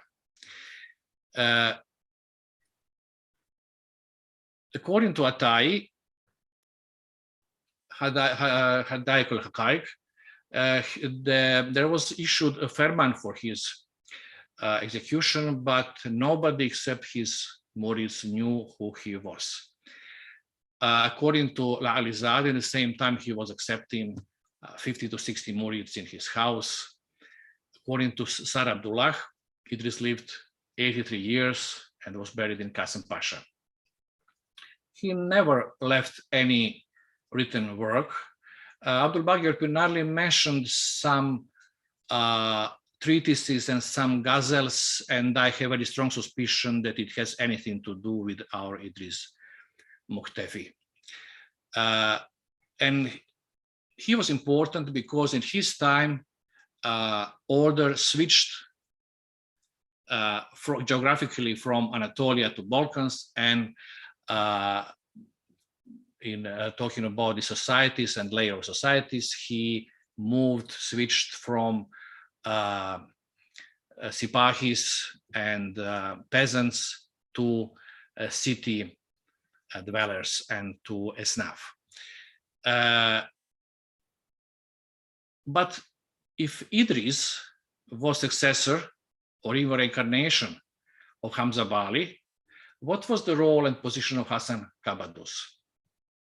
And how is possible that so important source as La Alizadeh Serguzesht doesn't mention him? And he bounds Gafsiyet, Qutbiyet directly from Hamza to Idris. Gülpınarlı, trusting La Alizadeh, who claims that Idris performed the honor of Qutb for 46 years, finds a gap of 9 years between death of Hamza Bali and beginning of Idris Gafsiyet. And he fills this gap with Taylor from Bursa, Hassan Qabadus. Gülpınarlı Silsile was reproduced later by all researchers until now, completely ignoring the very precious data from Muhammed Defteri published in 1951 by Tai Bokic. This data moved the year of Hamza's passing from 1561 to 1573. So there is no gap anymore between Hamza and Idris, and no place for Hassan Qabadus. This, my assertion, is indirectly supported also by Melami author Hakiki Bey in his Irshadname, when in 1009 Hijri year, so in the time when Hassan Qabadus had to be in life, he writes about Idris as Sultani Evliya, Kai Makami Mustafa, Sari Khuda, Naqdi Ali al Murtaza, so Kutub, Kafs. Modern researchers from the field fail to notice one important fact. Almost all hagiographic Melami works we possess today are of apologetic character and of very late origin, 19th century mostly. Haririzadeh, for example, and from Haririzadeh, Gülpınarlı actually took this story invention. Haririzadeh was a member of Nurul Arabi's circle, so 19th century Macedonian Melamis, trying to gain legitimacy for themselves, connecting them without ground with classical Khorasani Melamed from 10th century, and also with this 16th century, early 17th century Melamis. So each Devre Melamili doesn't exist. So it is just invention of 19th century because of the great authority of the Albaki Gelpinarli. All of us were just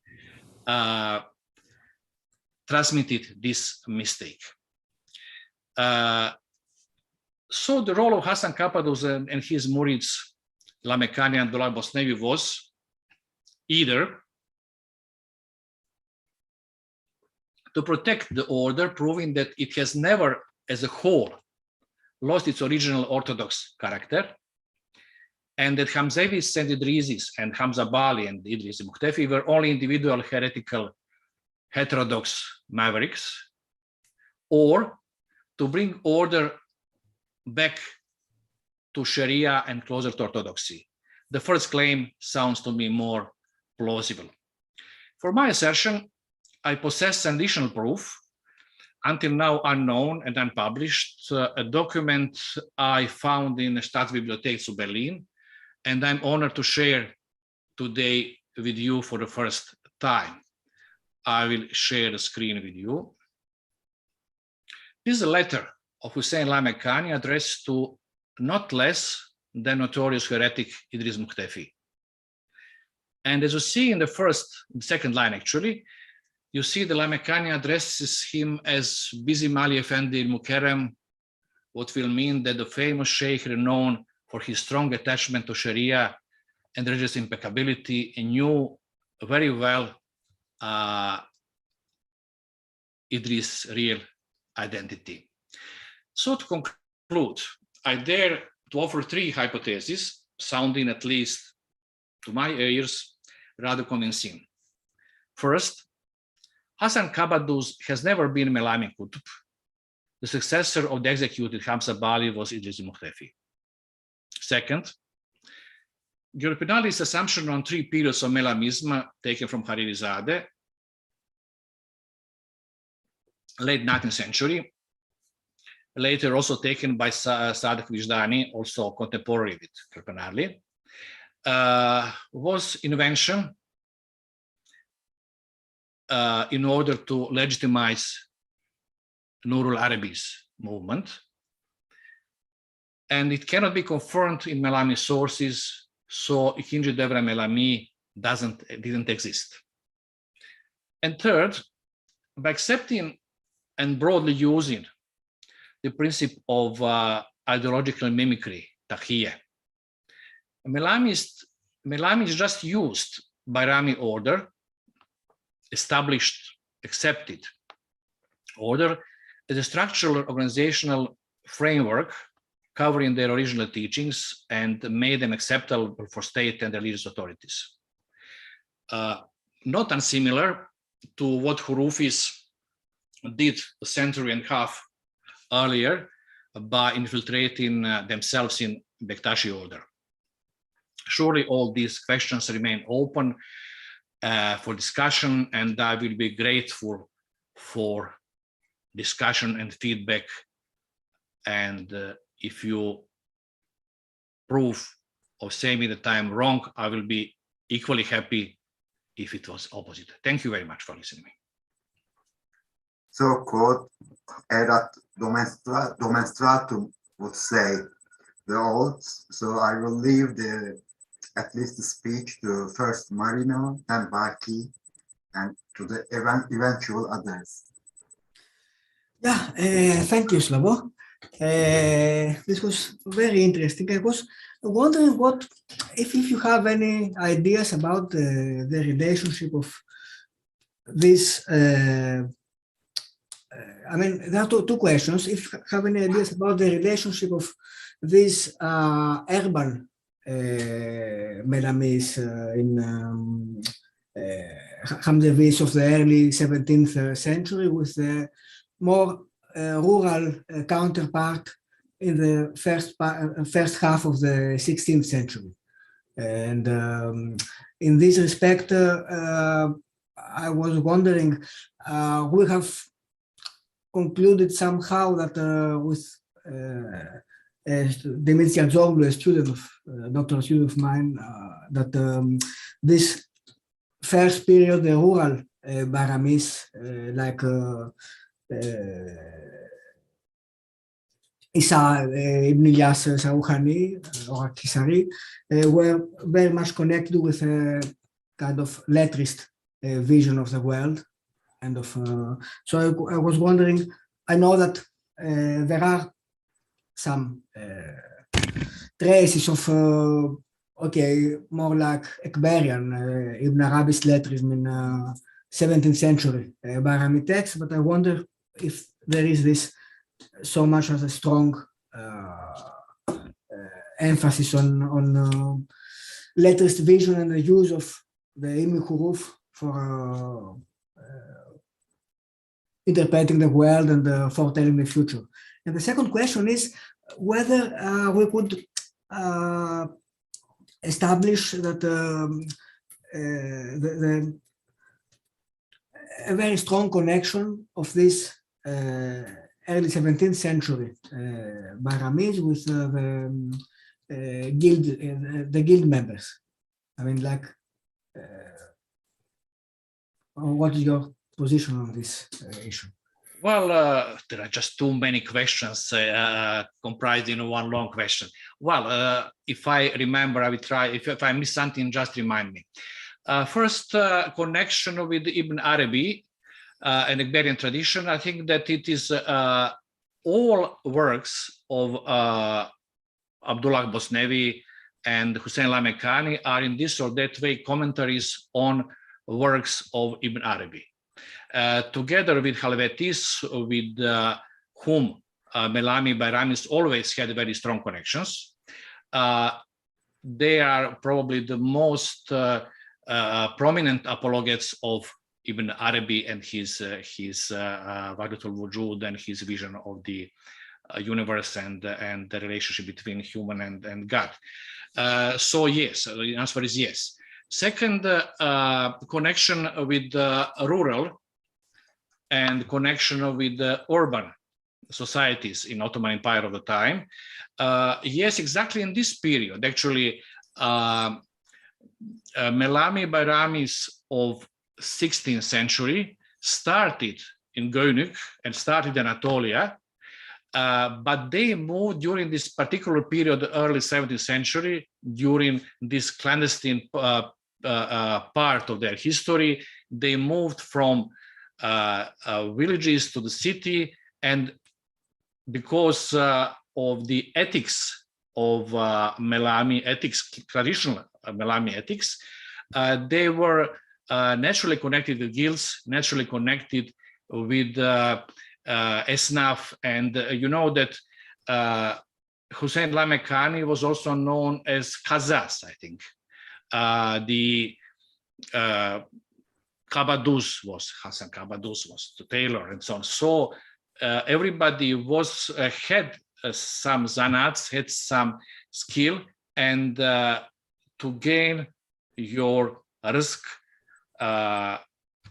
persuade a kind of occupation, not being in service of state authorities and so on. So I think the third question was connected with the first, with the ideal of the first Melamis of Khorasan in 9th century and so on. I think direct connection we cannot find naturally. As ideal, yes. Hamdun al-Qassar, Abu Hafs al-Haddad, and all other ideal was to pretend to be unbeliever, pretend to be disgusting as much as possible in Muslim community in order to remain alone with the one. So it is so this kind of ideal continued until modern times. I think I'm informed that Abdul Baghi Pinali himself was kind of Melami in very much. He himself was. I talked to many of people who knew him personally, and I talked with his son. He actually succeeded to make more enemies than needed, than can fill in one life. But his own intention, it was not just chance. It was he wanted like this. My friend Kutsi Erguner, famous Nazen, explained to me that he knew Abdul Baki as a little child, and he just, without warning me, without saying anything, he just hit me with a spoon, with a big spoon, because I was leaned on a door. You know, it's forbidden to stay on the door on the Kaparan Eshinda. So with just one movement, Abdul Baki Pinari made me never forget him and never forget him, as he said. So this is the end. Marinos, maybe you asked me something more. I think maybe I missed something. Hurufi, yes, Hurufi. Yes, for sure. There was I was writing about Hurufi poet from 16th century. He was part of this moment, Vahdeti Bosnevi. And in this article I published years and years ago, I mentioned kind of Il Mihal, written in Bosnia in 16th century, mentioning always Hurufis and Hamzevis together. And almost as a technical term, Hurufis were mentioned as a mulhid, and Hamzevis were mentioned as Zendaka and Ilhad. So, as you know, Ilhad means to try to sell something different from Islam under the name of Islam. It is exactly what Hurufis were accused for. Talking about direct contacts, I published Divan of Hussein Lamekani, and I couldn't find anything connected. A couple, I mean, kun feyekun, things like this, but it is common in Ottoman poetry, nothing particular. But we mentioned before this performing sajda, performing prayer to each other, to the face of human, because according to Hurufis, you can understand and enjoy beauty of God only through beauty of his creatures. And so you know the story about famous poet Temenai, who was performing sajda before every good-looking girl on the street, you know, just seeing human face, very tempting. And the you know, famous words of Nesimi, Kim dirsana diyen, kim sen hak deilsin, seni hak bilmeyen haktan judadır. This is what he said to a girl. So a girl's face was God's face, not only face.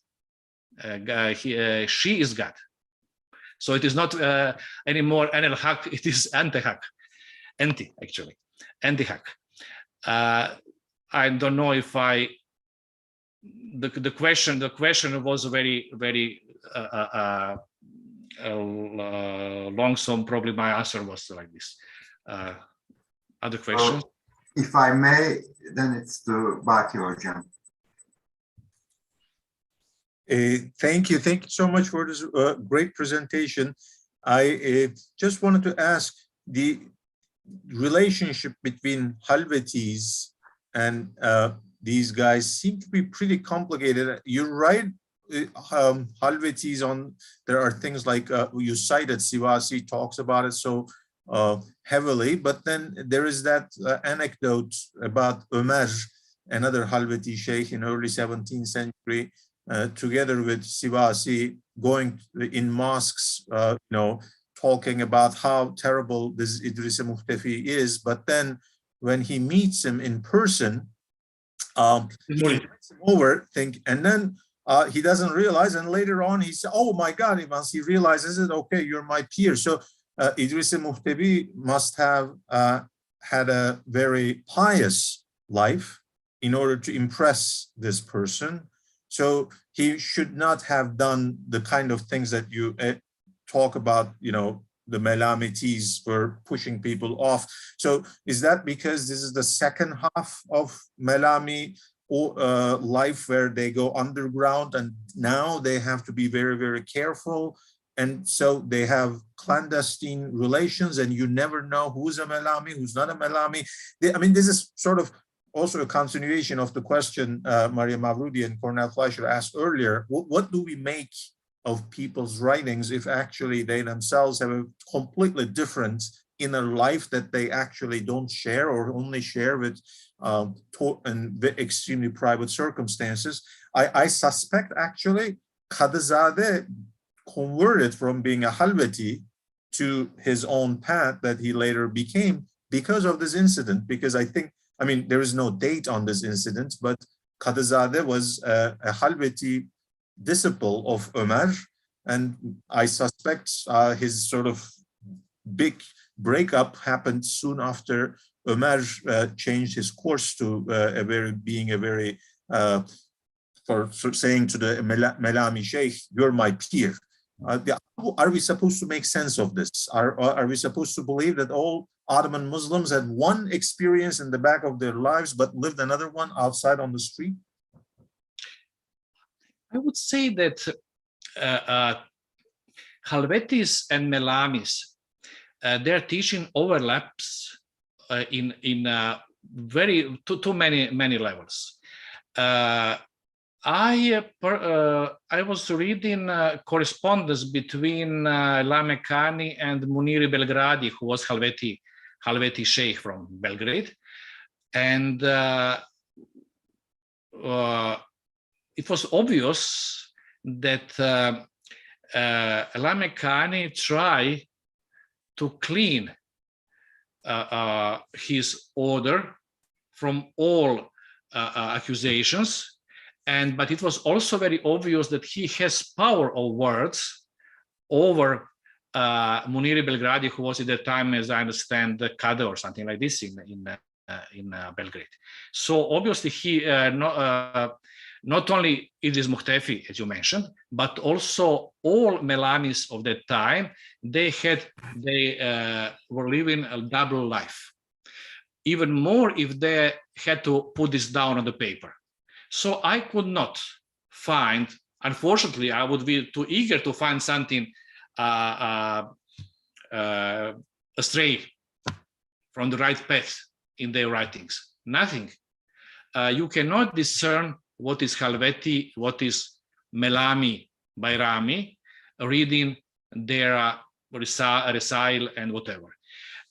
More interesting is correspondence of Lamekani. I have something like 14 letters until now I found. He's talking about certain people, certain brothers there, mentioning some names. And as I showed a bit earlier, even people who are searched for, he in this letter to Idris, he mentioned also other people with just short names. In one place he said Filan Effendi, just saying, you know who I'm talking about. So very probably they what they talk and what they write for distribution was very differently for what they are actually living in a very close circles. So kind of double. That's why it's how to say the hidden either secret history of Melami Hamzavi. We are just try to find details of the secret history of the order. So at least I think that we should stop thinking that from Hamza Bali as a dissident, as a rebellion, now we have Hassan Kabados, who is just looking down, being pious and being on the line of Sharia. And then after him, we had again somebody who is even worse than Hamza Bali. It doesn't sound to me convincing. And now finding this number, finding this discrepancy between the dates of killing of Hamza Bali, now we see that all those time of Hassan Kabados, real Kutub was Idris Muhtefi. This is at least what I claim, but I would be too happy for any response from anyone finding me right or wrong anyway. Exposed, sorry,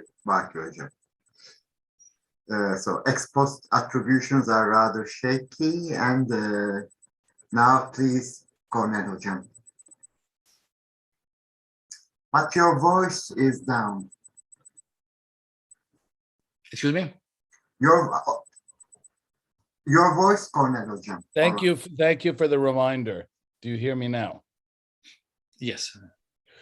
Okay, Slobo, could I just press you a little bit on your references to Hurufism? Mm-hmm. And I won't be mysterious about this. And this is in line with the other things that we've been talking about.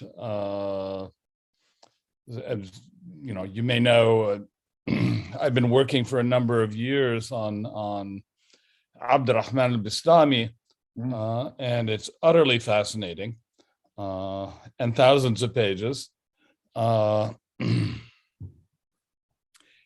And you know, I noticed that in the first and the second editions of the Encyclopedia of Islam, he's termed Abdurrahman al-Bistami al-Hurufi.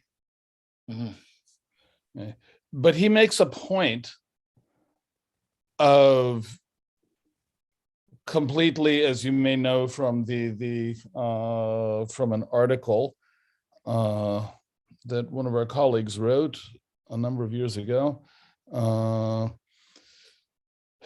Sorry, COVID has driven names out of, I can remember yours.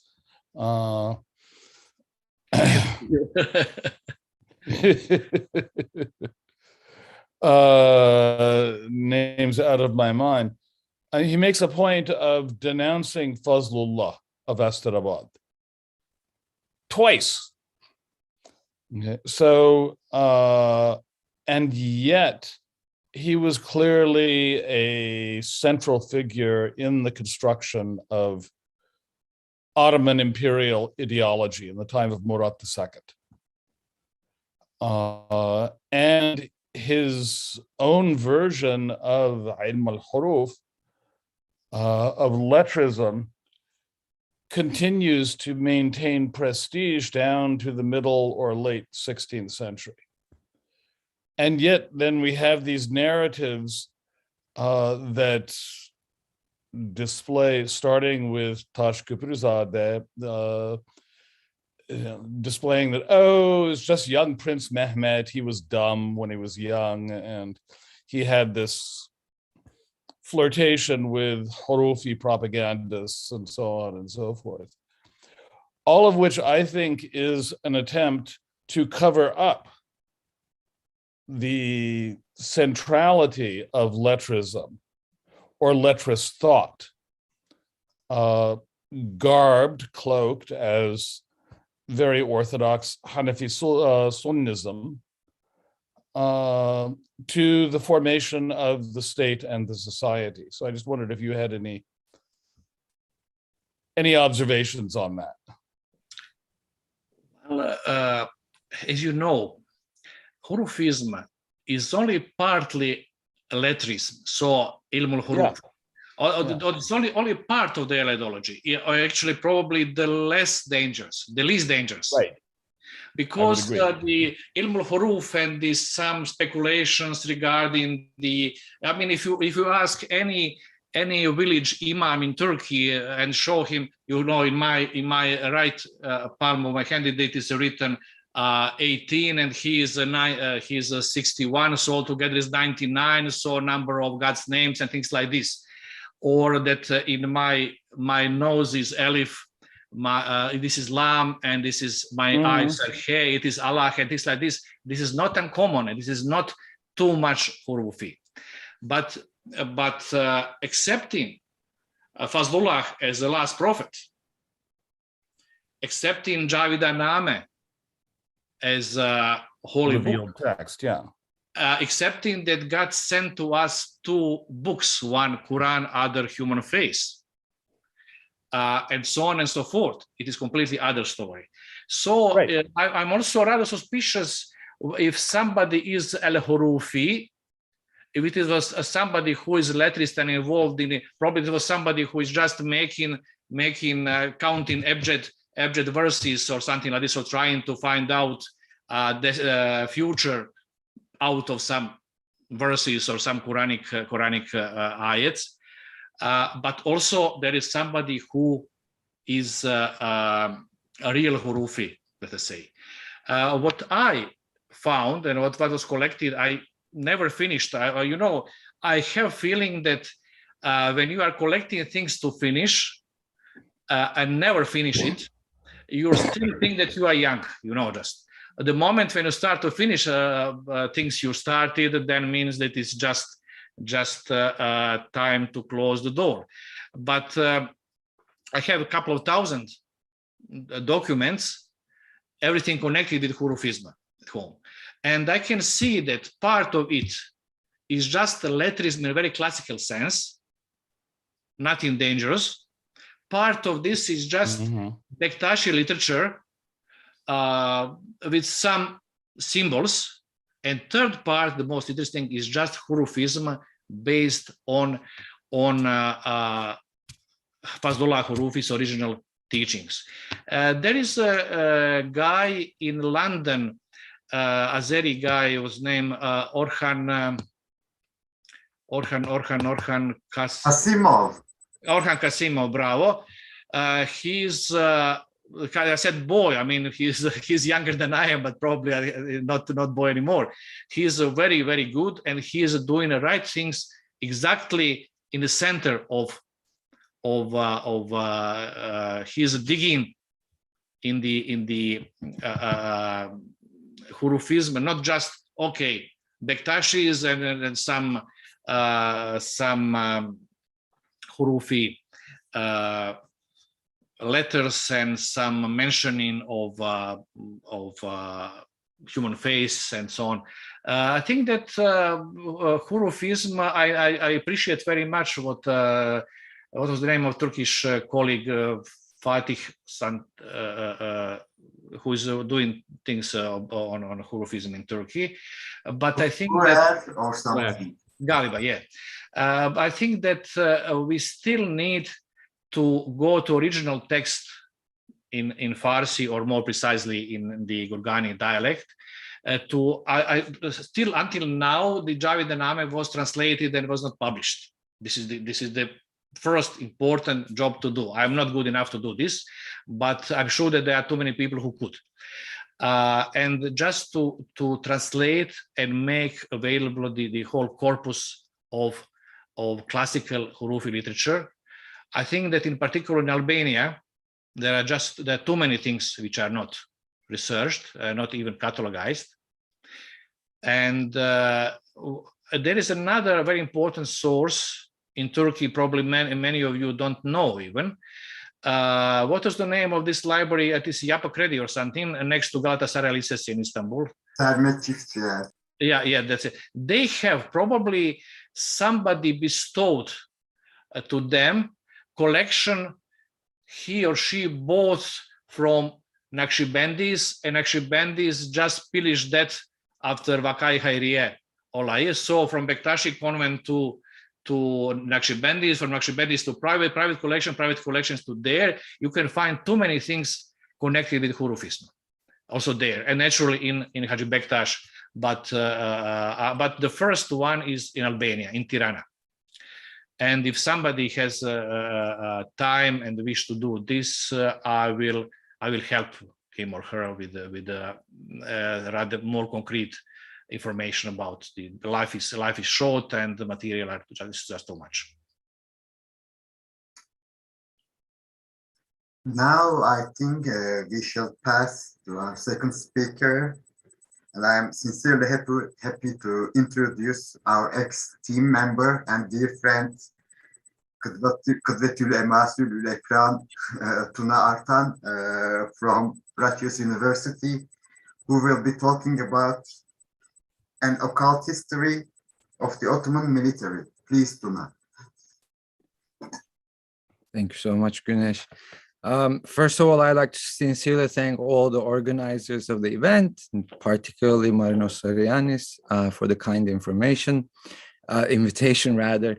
A copy of the Ottoman Emirate Halcyon Days 1 was the first book I had purchased as a graduate student in Rethymno back in 2005. I bought it at the Institute with a discount, thanks to late Professor Zakariadou.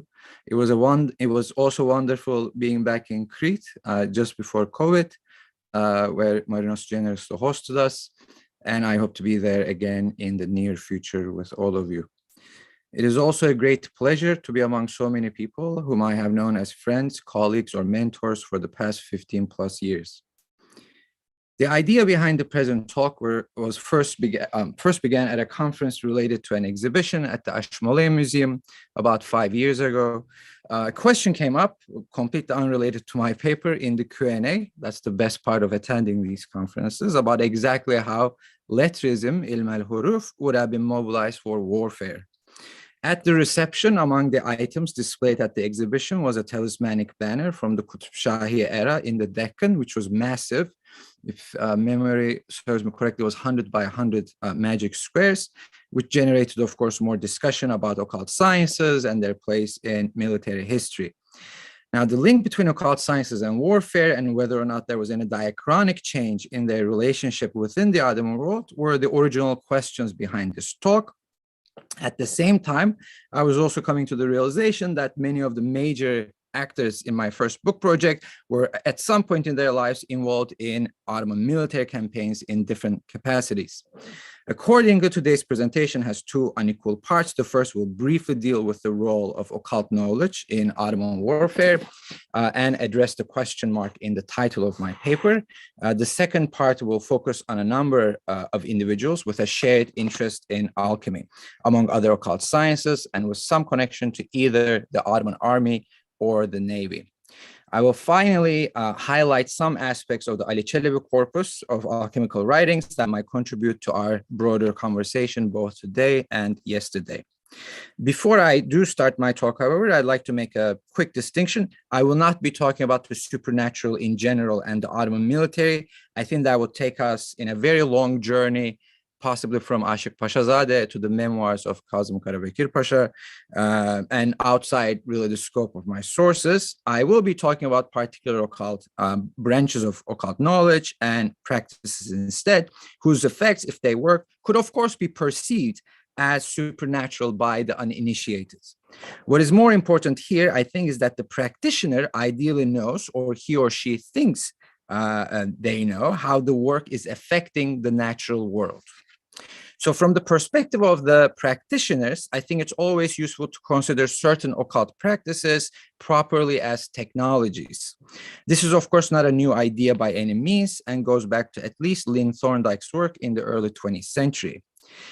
And yet, if we're to consider occult sciences, for example, as a form of military technology, we should also ask what kind of technologies. There are obviously two major groups which emerge here: material and informational. By material technology, I mean the manufacture of objects according to certain occult scientific principles, such as amulets, talismanic banners, helmets, weaponry, armor, and shields. Information technology refers to divinatory practices, such as oniromancy, dream interpretation, astrology, and jif. Alchemy, as usual, occupies a place between these occult sciences, and alchemy's more proto-industrial uses in warfare in this period, including but not limited to gunpowder production. I should also introduce my very basic slides here. All right. There we go. I don't have much, so feel free to ignore them. There we go. Oh, this is just to remind me that the talk was too long and I jettisoned the entire sections, but yeah, we'll talk about some of them in a second. All right. While I do not work on material objects, other than manuscripts, of course, the manuscripts themselves can sometimes provide us with surprising material. Here's what is described by this manuscript from Ankara National Library as the Cünneti Şerif of Barbaros Hayrettin Pasha. It is indeed in the shape of a shield, so it is the copy of an actual artifact, and according to the text above, was given as a gift by Barbaros Hayrettin to Sultan Süleyman, who had it suspended above the imperial standard in the Arsane of the Topkapı Palace. You will note that the shield has a total of 19 panels corresponding to the 19 letters of Bismillahir Rahmanir Rahim, the first letters also of the Quran, of course, which can be seen written in separated letters in the top inner circle. The outer rim appropriately includes the Ayat al-Kursi. Many examples, so this is one example of a material technology, and of course in collections you can see a lot more. This is just from the pages of the manuscripts. So many examples for information technology aspect of occult science in warfare can be cited, but I'd like to just showcase my personal favorite, about which I've spoken before, the anonymous conquest of Frangistan. GIF, like astrology and dream interpretation, was an essential tool in the arsenal of divinatory practices. This particular treatise is distinguished by its very explicit nature. The rest of the text is actually in Turkish, and it comments on Ottoman military maneuvers and the first letter of the commanders and admirals participating in the Mediterranean theater, leading up to the future reported conquest of Sicily, southern Italy, and the final capitulation of the Habsburg Empire. The same work's novelty, when I first encountered it, also prompted the question of diachronic change.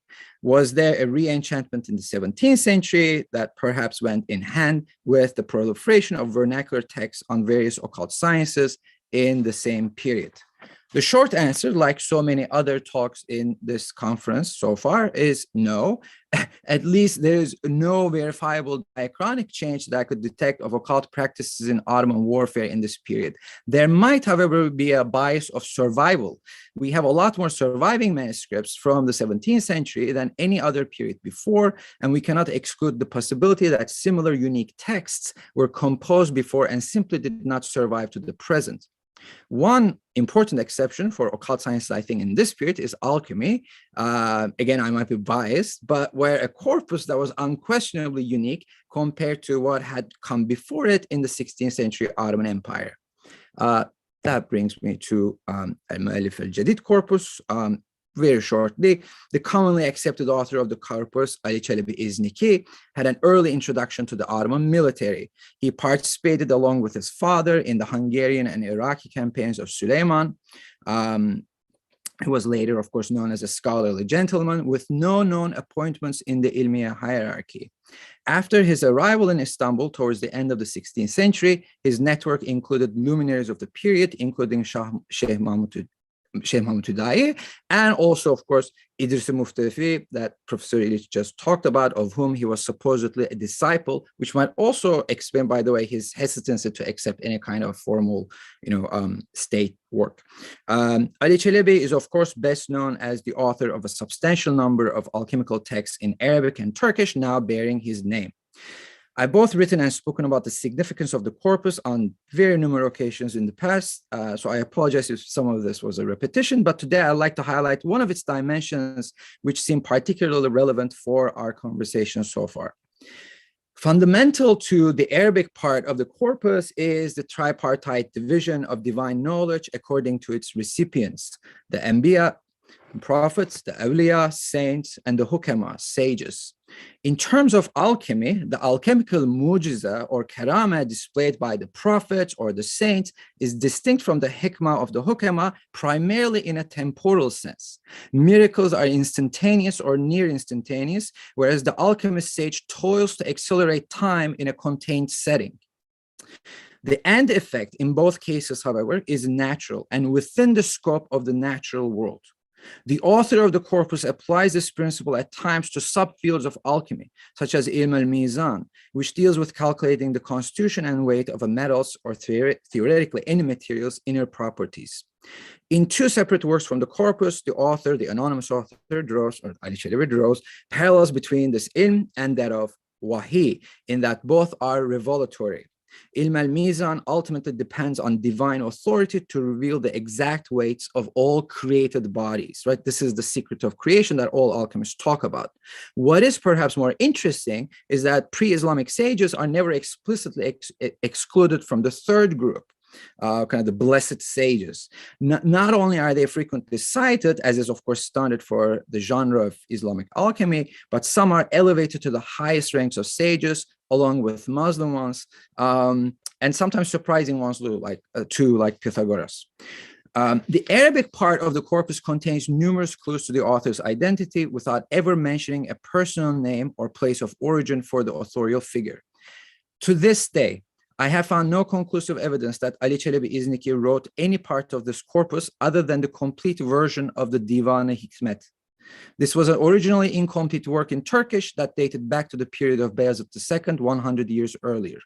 Ali Çelebi instead seems to be an editor, a collector, and anthologist of texts who brought numerous Turkish and Arabic alchemical works together in what later came to be associated in its entirety with his name. The Ottomans themselves were aware early on with the puzzle of the corpus's authorship. This is the main reason why the works were circulating for decades with an attribution simply to the new author, or al-mu'allif al-jadid. Such an identity was necessary as the primary, as I argue now, as the primary Arabic works clearly had a singular authorial voice. And yet, whoever this author was more interested in giving clues about his identity than either revealing or completely hiding it. So it would have been easy for him to say absolutely nothing about his identity, but he chose not to, while, again, hiding his name and everything else. I have been further peeling the textual layers of the corpus to the best of my abilities, and it is in that context that I came to work on the Sheikh Ibn al-Wafa Karamani circle or Wafa Konevi circle in Istanbul. The earliest part of the corpus in Turkish dates from this period, and I have tentatively identified two figures who were associates of Sheikh Wafa as the authors of some of this Turkish material. Individuals with a known interest in alchemy from the wider network of Sheikh Wafa include the likes of Sheikh Safai of Sinop, who was a spiritual guide to Ottoman Marines, Levantan, and a confidant of leading naval figures of the empire, friend with Piri Reis or Çelebi and many others, and Molla Arap Antaki, the earliest known transmitter of a text from the late 14th century Memluk alchemist Al-Cildaki's writings to Bursa. So it was the first we know to have brought these texts to Bursa. This is significant because Cildaki's writings form the backbone for the Ottoman corpus attributed presently to Ali Çelebi.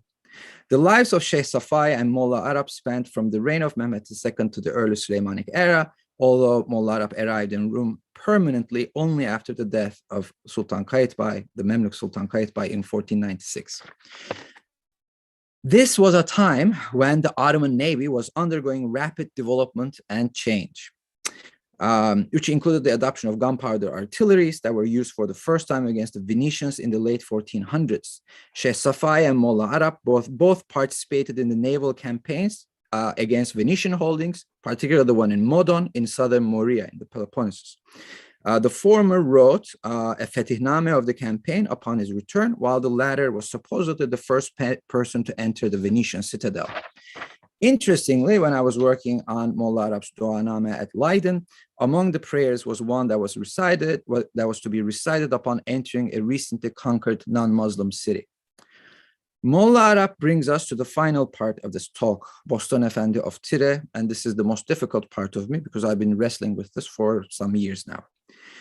Mustafa Bostan was born to a relatively affluent merchant family in the small but important town of Tire, in western Rome, around the Hijri year 900. He received the best education money could afford in Istanbul and Edirne, and successfully attached himself to Hoca Hayrettin, eventually the tutor of Sultan Süleyman. He participated, according to his own accounts, actually well established, in the Hungarian campaigns of Süleyman. After teaching for a time at his native Tire in the Medrese of Molla Arap, whose benefactor is uncertain, by the way, there's another Molla Arap, a vizier of Bayezid II, Bostan Efendi began to rapidly climb the Ilmiye hierarchy. He retired after his removal from the office of Kazasker of Rumeli in 1551. By this time, his family and that of the first Molla Arap that I mentioned were related by marriage. A daughter of Bostan Efendi had married Muhyiddin Mehmet Molla Arapzade. The two men might have met in the Mohaç campaign, in which Molla Arap was also a participant, or possibly even earlier, given Molla Arap's connections in textile trade, but more on that in the Q&A session if time allows. Bostan Efendi would later intervene on behalf of his son-in-law and Molla Arap's son when Muhyiddin Mehmet was exiled infamously to Bursa by Ebu Suud Efendi. Since the mid-20th century, Bostan Efendi has also been recognized as the true author of what had been identified as Ferdi Süleymanname by Hammer. Now, there were many reasons why I initially ruled out the involvement of Bostan Efendi in the composition of the Ali Çelebi corpus. While Bostan Efendi's life chronologically matched the biographical clues given by the author of the corpus, there was not enough evidence to pursue this avenue aggressively. I did study, nonetheless, before finishing up my dissertation research, briefly a copy of two alchemical treatises known for certain to have been written by none other than Bostan Efendi after his retirement from state service, Necatul Ahbab and Hazinetul Esrar. We have both biobibliographical evidence attesting his authorship of these two treatises, and the treatises themselves leave no doubts as to who wrote them. The particular copy I studied the first time was at the Istanbul University Library and contained a passage from Ali Çelebi. This sealed the fate for the time being of any possible connection between Bostan Efendi and the corpus, since he was quoting from it. Bostan Efendi's two treatises are relatively short but synthetic in nature and cover a large variety of subjects relating to alchemy with great clarity and expertise. It also contains our second earliest references after Molla Arap's to the corpus of the Memluk alchemist Aydemir al-Cildaki in the lands of Rum. The works were published in the manuscript sense when Bostan Efendi donated their copies to Selimiye Medrese in Edirne, where his son, the future Sheikhul Islam of the empire, Bostanzade Mehmet, would soon start teaching. Reading, much less commenting on any work by al-Cildaki was not a task for the alchemy hobbyist or beginner. They are notoriously difficult to understand. You can ask Nick Harris, University of Pennsylvania, who's studying them for many years now, and are themselves often commentaries on earlier, similarly sophisticated texts. In other words, Bostan Efendi does display both the knowledge and the ability to write the kind of texts that constitute the Ali Çelebi corpus's Arabic contents. Now, one of these books, Tawali al-Budur fi Sharh al-Shudhr, further reveals that the author of the corpus was a Hanafi alim. The same author has a healthy obsession with the Surat al-Anam and notes that he recites the 6th chapter of the Quran before engaging in alchemy, texts and works alike. We are further told that he studied alchemy for 23 years before he began to unveil its secrets and began to write on the subject. The anonymous author complains in his Kashf al-Asrar that his teacher in alchemy, his master, while calling him a son, still hid from him the secrets of Avzan, or weights, again related to subfield Ilm al-Mizan. Bostan Efendi, a Hanafi alim who wrote a commentary on the Surat al-Anam, notes in his Necatul Ahbab that he studied alchemy from his participation in Süleyman's Western campaigns to his time in the office as the Kazasker of Rumeli, a period of roughly 23 years, counting from the conquest of Belgrade to the beginning of his tenure as Kazasker. In the first treatise, Bostan Efendi appears to begin his narrative with the familiar promises to reveal alchemical secrets hidden by others that we often see in this genre. So this could be a topos. Rather than the vagueness of such customary statements, however, Bostan Efendi is very specific. He commits to revealing the Evzan, the secrets of the Evzan, the very same subject that the anonymous author believed his teacher to have hidden from him. But what about the Istanbul University copy of Bostan Efendi's two treatises and the quote from the Ali Çelebi corpus? After many years, I returned to these texts. So far, I studied two other complete copies, one at Süleymaniye, the other at Princeton, fortunately enough, but I have yet to see the St. Petersburg copy. Neither the Süleymaniye nor Princeton manuscripts contain the phrase Kala Ali Çelebi in the relevant section. The passage in Istanbul University manuscript thus appears to be an interpolation. There are finer arguments to be made here and more overlaps between the anonymous author and Bostan Efendi, but this is not the venue for that.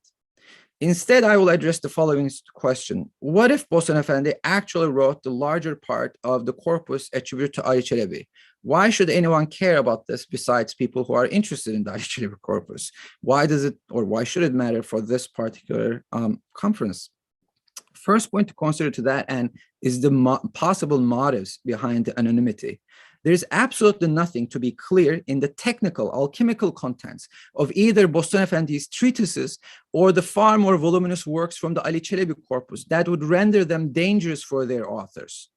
The corpus does, however, have something that Bostan Effendi's treatises very obviously lack: cosmological musings, glorification of Greek sages in the pre-Islamic past, and the implicit elevation of the hukama to the level of Evliya and Anbiya. Thus, the association of Ilm al-Mizan with Wahi are present in the anonymous works of the corpus, but absent in the two published treatises. If, big if, Bostan Effendi is the author of some of the Arabic works from the Ali Çelebi corpus, it would have been these rather than anything on metallic transmutation that would cause him a lot of problems. Even then, Bostan Effendi was extra cautious, not publicly revealing his interest in alchemy until after his retirement. Ilmiya, however, was by then a family business. Bostan Effendi himself was out of the system, but his two sons were still in it. A scandal involving their father, his writings, who had not been free of legal hurdles in his time, would have been further ammunition for their competitors within the Ilmiya. After all, careers in the religious hierarchy of the empire could be and were destroyed for far less offenses and associations. Thank you.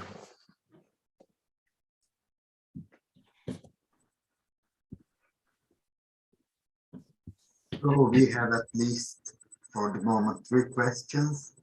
I think it was Marinos who had first raised his hand. So please, Marinos.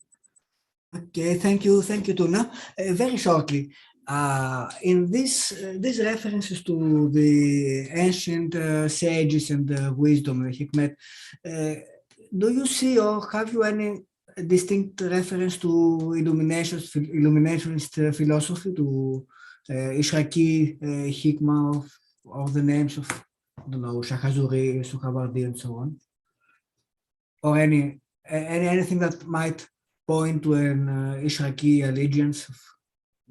You would expect to find them, except you don't. Yep, they're never explicitly mentioned. The ideas, obviously, some of that, and of course, those ideas themselves are ancient, are there, but not them, unlike the Greek sages, which is interesting. Also, the kinds of Greek sages, right? I think it's one thing to mention, Aristotle. It's quite another thing to mention Zosimos or Pythagoras. But good question. No, I haven't come up anyone from the Ishraqi tradition making an appearance. Figures who are important in that tradition's perception of history are included, but not the individuals themselves. And sorry, Hermes? Yes. Yeah, that's it. Even to the extent that I've always, this is too fantastical, I would never commit this to writing, so I should say it now. I've always wondered if Bostan Effendi or whoever wrote the Ali Çelebi corpus was imagining himself as some sort of a late era Hermes, because the idea that things are collapsing is palpable. It's there. He's always talking about not necessarily the end of times, but a turning, some kind of, perhaps some kind of anticipation of a collapse of state and society in the Ottoman context. And he's always speaking to the future generations and not necessarily writing immediately to the reader. There are all these interesting passages where he's taught, and of course part of that is also, I should admit, is topoi. I mean, it comes from particularly the corpus of Al-Jildaki, the Memluk alchemist I mentioned, where he is talking to the future, but that future is now in the 16th century. He's talking to the 16th century from 14th century Cairo. So it's in a way the 16th century Ottoman readers of Al-Jildaki who are receiving that message. But one of them, whoever that is, I've always sense that he's imagining himself as this kind of hermetic figure who's going to save hidden divine knowledge for future generations, if that makes sense. Does, I think, and Baki Hocam. Thank you. Tuna, thank you so much for this wonderful presentation. I was just going to ask, is Ali Çelebi Izdiki, is he Ali Bey bin Hüsrev that Atayi mentions in his biographical dictionary? Yes. Who gifted the sword at the sword girding ceremony to Ahmed I? So that scene in your book is part of my first book project. It's the same scene, but I'm focusing on Ali Çelebi bin Hüsrev. It's the same person. Then I just checked that his death date is written by him as 1 year later, 1609. In the biography, there is a reference to Ishrakiyun by Atayi. So when he talks about what he does, by Atayi, okay, yes, but Atayi not within the corpus itself, yes. But Atayi seems to have known him in person. Mm-hmm. Yeah, he actually says they met. Yeah. And I think Atayi presents a book by his late father. Right. That's what it says in the. I was just getting up to get that copy, and it does refer. He kind of describes him as an sort of combined with illuminationists. I don't know. I have no idea, but I had no. Thank you so much. I really appreciate that. Thank you. I should also make it clear that by now, mentally, the separation between Ali Çelebi ibn Hüsrev, mentally, that is in my mind, between Ali Çelebi ibn Hüsrev and the alchemical corpus is so great that I don't, in a way, I mean, I consider them together for the purpose of the 17th century, but not for the 16th century, some of the 16th century texts that were part of this talk, if that makes sense. Thank you.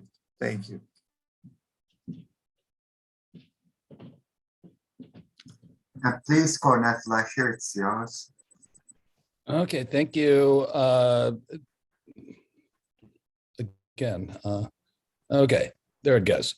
Lower the hand. Tulna, thank you so much. This was wonderful.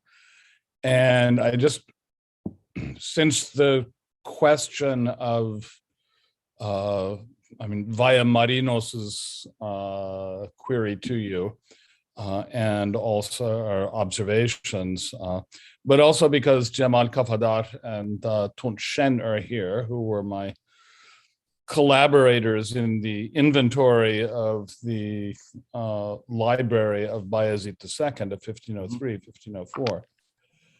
Does it strike you as significant, since there's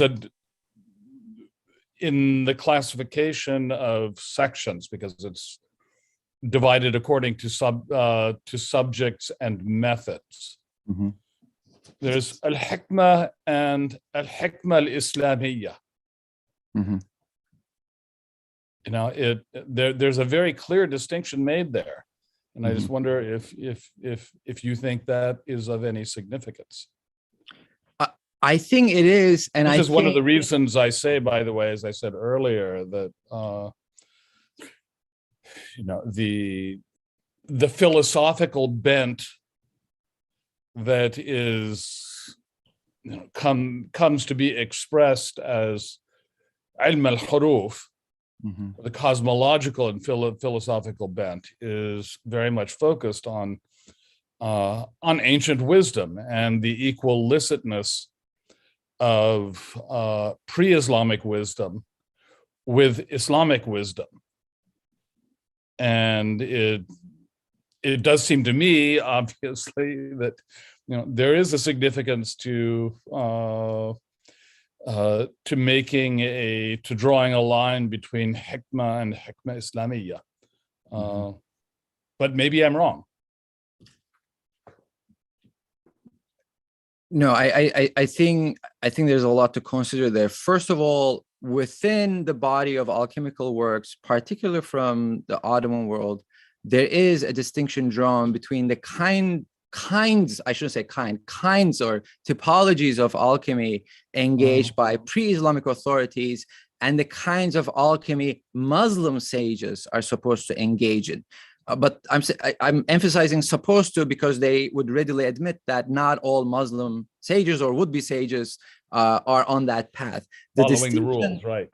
So the distinction for them is whether or not, for example, let's take the case of metallic transmutation, whether or not the inner properties of the metal also change, or it's just the outer properties, right? So you might see this, oh, well, the other is, just, counterfeiting or a simulation. But no, what if weight, everything is gold, but the inner properties are not gold? That's still not lawful according to the Muslim commentators. For it to be a lawful kind of alchemy, legally permissible according to Sharia, the inner properties, that's why there's so much emphasis on Evzan. Without the Evzan, without knowing the Mizani calculations, there's no way you can change the inner properties of gold, even though it looks, feels, and weighs exactly like gold, it's still haram. But they will also say Greek experts, Greek sages are exempt from this because they came before the law, they came before Sharia, and they were not aware of it. So whatever they wrote, we have to take into consideration, but knowing that they came before the law and before revelation. So that's the Atufi catalog is, I think, also very, very important in many other ways. Not just in this context, but I think that's going to take us in different directions. I'm not sure how I'm doing with time, so I'm looking in the direction of Güneş. Thank you. Perhaps we can pass now to Harun and Gottfried, and we can still afterwards, perhaps they may address their questions, and combining them you will have synthesis. I don't know. Thank you, Tuna. This was wonderful. And I have a question, since you have a very particular perspective on this. Now, when we talk about people talking about hikmah in the Ottoman Empire, we're still going with pretty much the semantic shift that happened in the 11th, 12th centuries from felsefe to hikmah. Do you notice that hikmah might have a different meaning for your people? That is, do you think there has been some other semantic shifts that turn hikmah into something that's not quite like ancient philosophy anymore? The question, I think, has two parts. One, I think my perception, and the other, the perception of the Ottoman audience that we're talking about, and the authors of this text. I think they would like to imagine that they were doing the same, or they were involved in the same kind of activities that the ancient sages were. Whether that's true or not, I think we can say it's not true, because they live in very different times. They were part of very different social circumstances. In terms of my sources, again, you're absolutely right. Hikmah does have particular meanings in alchemical sources. As to whether the Ottoman alchemy sources were, understanding of hikmah is different from earlier ones. Compared to what, compared to compared to the Memluk past, which is very recent, of course, for my 16th century audience, not really. In a way, I see certain things which were already developing in, late Memluk Cairo, just sometimes repeating themselves, or with changing patterns within the Ottoman sphere, if that makes sense. And of course, that's only to be expected, because a lot of those people in Cairo and Damascus were still alive when they became Ottoman subjects. And there was, of course, a lot of cultural links. And actually, Professor Fleischer was the first to make an intervention and advise me to look at particularly the immediate period before 1517, which is when I started working on Molla Arab and his connections. I think I know why you're asking this question, but I'm not sure if I can give you an answer that will be useful to you, because it's going to be rather alchemy specific. This doesn't mean that the people who were writing on alchemy did not have other interests. I mean, for example, the Ali Çelebi corpus itself, it's not just about alchemy. I mean, it's also about amulets, about ilm al-huruf, it's about astrology. It has astronomical knowledge in it, quite a bit actually. So in that vein, I think we can talk, but it would have to be a very, very extended conversation, and I definitely would appreciate it. Thank you. Sure. Me too. So we have skipped the Hacerül philosopher, and now it's Gottfried's turn, I think. Yeah, so let me quickly ask a question of Tuna.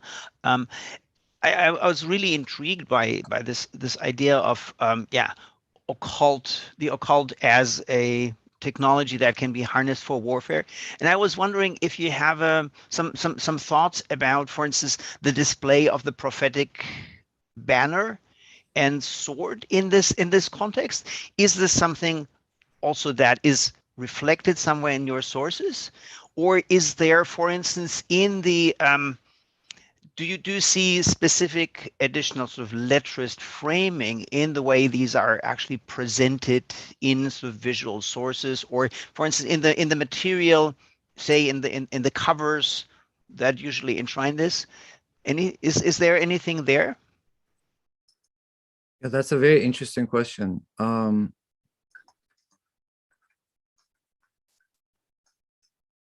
Thinking. Not that I can think of, to be very honest. There is the prophetic banner, or the sword, or even the sword of Ali, or in any shape, or even in kind of a textual description. I don't remember ever them appearing. If they had, it would be very interesting if there was any kind of a letterist musings on the symbols of therein, but I can't remember a case. Certain figures of that early period and some of their let's say actions are commonly conjured as kind of an imagery, but not the actual banner or the sword, and definitely not in kind of an Ottoman specific context of their utilization. So sorry. No. Yeah. No, I mean that the fact that these things stay separate, although we think of, say, the use of these elements as talismanic, is, I think, in itself quite meaningful. Yeah. So thank you very much. This is. I will just make a brief remark after Gottfried's intervention. I think that, and just make a screen sharing. I think this thing that quite fits to the thing. I cannot comment on all these intricacies on it. It's this famous Estergon Sancak, which was exhibited in Crete and commented by Sabri Koz. There's a little booklet about it. I think it may be of, how to say, in context. And there is Professor Curry's question, so I will address this to Tuna. Is Molla Arab you are referencing here the same person who was involved in a conflict with the Halveti Sheikh Sümbül Efendi, or are they different?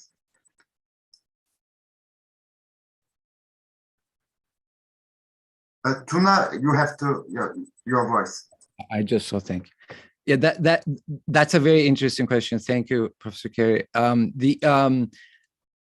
I do not know. Molla Arab is referenced just as Molla Arab in conflict with not just Sümbül Efendi, but various figures of the period, in that Molla Arab sometimes emerges as a stock figure, like Molla Arab, literally, or it's also a person, but it's a figure, kind of a stock figure, that appears to oppose Turkish or Rumi Sufi authority. That was my first introduction to Molla Arab figure in various hagiographic sources. I believe also in Ahmet Şemseddin Marmaravi's Menkıbes. There's a Molla Arab who comes and is in dispute with him, and he's, of course, eventually becomes a disciple of the Sheikh. But for Sümbül Efendi, the chronology would fit as far as the dispute would go. And I also remember Molla Arab was, my Molla Arab was in conflict with various Sufi figures upon his arrival in Bursa and later in Istanbul. So it would fit, but I can't say I know more on his interactions with Sümbül Efendi. I'll look into that. Thank you. So for the last intervention in this session, do I really present, or shall I really present, Gottfried Hagen from Michigan University, prolific author and our Hoja? This is obviously a rhetorical question, so please, Professor Hagen. Yeah, thank you so much. And I have to say, thank you for to the organizers and to Marinos for including me in this conversation, which has been so, yeah, elucidating and inspiring. It's been a really, yeah, an intellectual feast. So without further ado, since we're sort of at the end of the day, let me start first about for my presentation with some clarification of terms. So I want to talk about miracles. And here I want to talk about miracles specifically that correspond to the Islamic concepts of mu'jiza and karama. And so I want to talk about them as acts originating from charismatic individuals, as demonstrations of power in performing something that others are incapable of. So, and typically those charismatic individuals in our cases are prophets and saints or Sufis. And so these miracles are distinct from marvels or mirabilia and also from other forms of divine signs that appear in the sublunar world, like say comets or so. Because in the Western imagination, frequently these are appearing together and are being combined, but they're strictly separate as far as I can tell in our sources. Miracles are discussed in Islamic theology, of course, going back all the way to the Quran, which frequently insists that prophets have this power because God enables them. Yeah, so this reservation of causation is a given in all the theological discussions and extends also into the questions of the karamat of saints. But miracles are also the topic of narratives. And while Sufi handbooks often insist that karamat should not be communicated, that's exactly, of course, what they are, right? All we have about miracle narratives are when somebody spills the beans. And so I'm looking at them as representations that are constructed with a particular purpose, yeah, with an intention to convey certain arguments and meanings. And so to some degree, there's an answer here to Baki's question before about what can we know, right? Unless we pay close attention to what argument a particular narrative is making, we're not getting anywhere sort of behind anything, right? So, but the point for me here is especially that these representations don't necessarily conform to the theoretical and theological framework. So, and I started sort of this exploration with the consideration that sort of thinking of our modern world as thoroughly disenchanted, miracles have not only just vanished from our present, sort of the Catholic Church notwithstanding, but they have actually become unthinkable. the modern notion of nature has made it impossible to even conceptualize them, as Spinoza and then Hume later on have articulated. And the dilemma is evident in a genre to which I've dedicated quite some time, and I think Renaud has too, the Sira of the Prophet. Pre-modern accounts abound with miraculous acts and some of central theological importance, like the Miraj, and some more secondary. But nevertheless, Sira authors in the 20th century have struggled to integrate such accounts in a framework which oftentimes takes historical facticity as a proof of religious truth. So modernists like Mohammed Hossein Haikal, for instance, author of a famous modernist Sira, are squirming to explain how certain acts are in fact within the bounds of possibility, within the bounds of nature, or in other instances, he simply restricts himself to quoting older narratives, leaving the legendary character as a kind of quotation marks around it. And then on the other hand, we have modern mystics like Sayyid Hossein Nasr, who've railed against the materialism of such approaches and resolved the dilemma by postulating that simply there is a separate spiritual realm that's not subject to the laws of physics. In any case, so reading Ottoman Sira quickly shows that prophetic miracles have been so thoroughly canonized that such open disputes appear much later than the period that I'm interested in for the purposes of this workshop here. So I'm going to spend the rest of my time on miracles of saintly figures and Sufis instead. And so Zeynep has yesterday showed us some examples of these spectacular, flamboyant dominations over dead matters, of wild beasts, spiritual foes, unjust officials. That's the realm of the quote unquote popular, the Bektashi tradition. But then contrast this with the miracle of Shaban Veli of Kastamonu that John Kerry has written about, who in times of scarcity continued to share his breadcrumbs with a mouse living in the wall of his cell. Or with that saintly sheikh in Bursa, who was warned in a dream that the cantaloupe that he had hung on his wall was about to fall on his head. Very sort of cute little stories. But what interests me is so what kind of dynamic is there between such sort of widely diverging narratives, both of which claim to document saintly power? So before I go there, let me say a few things about disenchantment. So Harun has pointed out that what Weber in Wissenschaft als Beruf describes as disenchantment is a movement of intellectualization and rationalization, which is different from secularization, or something like a progressive penetration of the world by scientific exploration. All those latter effects overlap with it. Rather, Weber describes here an attitude towards the world that no longer has a place for the mysterious and the unpredictable. Key is the belief that even what's currently unknown is ultimately knowable by means of reason and method. It's an act of wresting power from the capriciousness of a cosmos of ghosts, demons, spirits, deities, saints, to assert control in the sense that what happens in the world can be influenced and predicted.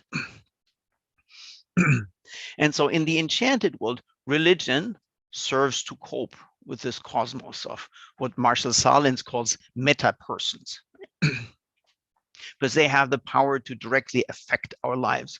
So Charles Taylor and after him Alan Strathern have called this type of dimension of religion immanentist. And they contrast it with transcendentalist religiosity, which is instead concerned with the prospects of an afterlife. And the rise of transcendentalist religiosity, starting especially in late antiquity with monotheism, Second Temple Judaism, and so forth, constitutes an important step to sort and discipline this unruly world of ghosts and demons, angels, prophets, saints, and so forth. It's not to say that their very existence was disputed. Yeah, certainly not. But they were subject now to the omnipotence of a central deity, to the degree that, strictly speaking, they didn't have much agency left of their own. And in a characteristic twist, yeah, this this assertion of divine omnipotence in monotheism creates its own kind of enchantment-like unpredictability, for instance, through the inscrutability of God, prominently articulated in occasionalism, which then again, counter movement is reined in by this concept of God's custom that kind of reintroduces notions of like a law of nature through the back door.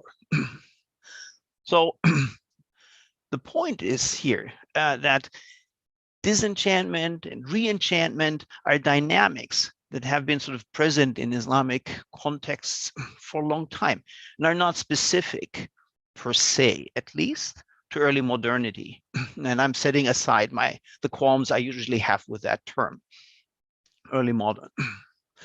So in what follows, I want to discuss some dynamics of the long 17th century. Well, it's tempting here to search for something like a sort of a linear development, yeah, going from phase A to phase B. I find it, first of all, hard to establish something like a baseline. As we've seen also yesterday, the world of Evliya Çelebi, for instance, continues to be populated by demons, witches, spirits. Many of us probably have heard Cemal Kafadar talk about Evliya Çelebi and the vampires. So in addition to other ways of God to interfere. So Evliya's world is, I would say, thoroughly enchanted. On the other hand, we have contemporaries like Lari Efendi, right? The outspoken atheist of the 17th century. But we also have people like the frequently quoted Katip Çelebi, who, for instance, explains away elements of Islamic cosmology. This image of the angel who is standing on the back of a bull, on the back of the world fish in the ocean. Right? So Katip Çelebi says that's just a metaphor for the some zodiacal signs. So, and I consider this kind of reframing a distinctly sort of disenchanting move, yeah, removing a narrative from the representation. In that world, however, that Evliya and Katip Çelebi and so many others share, saintly figures like Sufis are the meta persons par excellence. They're not hidden in the dark like ghosts and vampires or in remote places. They're visibly intangible, present in society. People with that claim of, to some degree of sanctity, are walking in the streets. And while there are theoretical challenges that not all miracles may be real, I've yet to see a statement that categorically disputes them.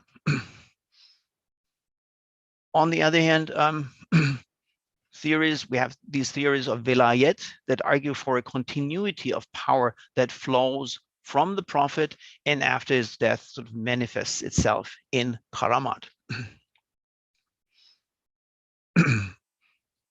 So just as many of the miracles of the heroic age, we find many strictly immanentist miracles in the narratives of the 16th and the 17th centuries. The forceful struggle with political power that Hacı Bektaş of Hacı Bektaş has its continuation in the frequent engagement of viziers and officials, for instance, in figures like Ibrahim Gülşeni, that Sidi Emre has written about. In other cases, we saw saints rescue from distress and all kinds of dangers or shortages, providing help and plenitude. Or we have an archetypal antinomian heroic saint depicted by Evliya as this Sheikh Bekar the Naked in Damascus, who extricates Evliya from a party before it goes awry and thus saves his life. Now, just as immanentism and transcendentalism are not mutually exclusive categories of religiosity, but usually exist side by side in different proportions, the immanentist dimension of miracles is not the exclusive domain of the Bektashis, but also part of the deeds of, for instance, many others, including Halveti sheikhs, whose image is usually much more created in alignment with sort of the sophisticated systematization of tasawwuf, as articulated in the great manuals and further refined then by later generations of Sufis.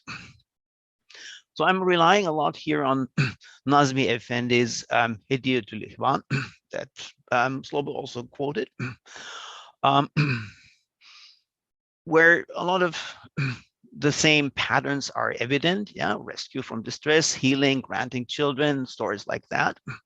And yet there's something fundamentally different about many of those narratives, because in Nazmi's work, frequently the immanentist miracle, its visible aspect, is followed by a moral lesson about the spiritual status of the sheikh from it, almost as if the narrator was a bit embarrassed to leave the story just at the inner worldly level.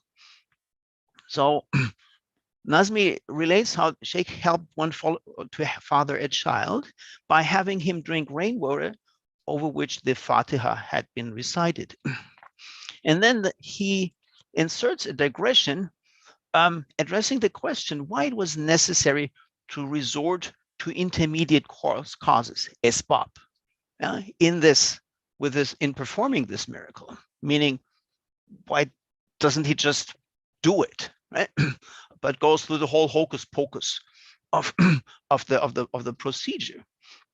And the explanation is that this is in accordance with the strength or endurance and capability, hafsala, qabiliyat, that is of the recipient of the miracle.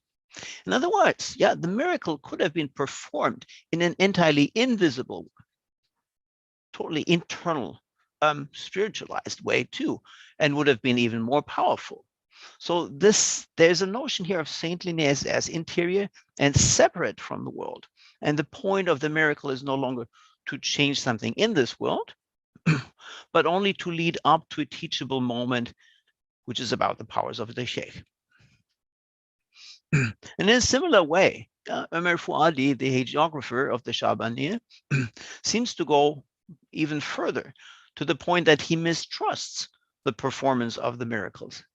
So John Curry has read Fuadi as suggesting that miracles can actually be a distraction on the path to God, in that they reduce the incentive to progress. Now, Natalie Claire has identified two types of sainthood in Muniri Belgradi's work. One, sort of this immanentist and sort of kind of a social justice type of warrior, and the other one more the spiritual transcendentalist. And obviously in Munir's work that I have to still sort of consult in detail, this is separated into two different periods. But I'd suggest that it also has to do with a more general sense of perspective. The closer the narrator and subjects, the greater seems to be the need to frame it in a way that removes or relativizes the visibility and immanentist impact. So the category of miracle persists, even if it's happening on a smaller scale. But the relevance is shifted to the spiritual realm.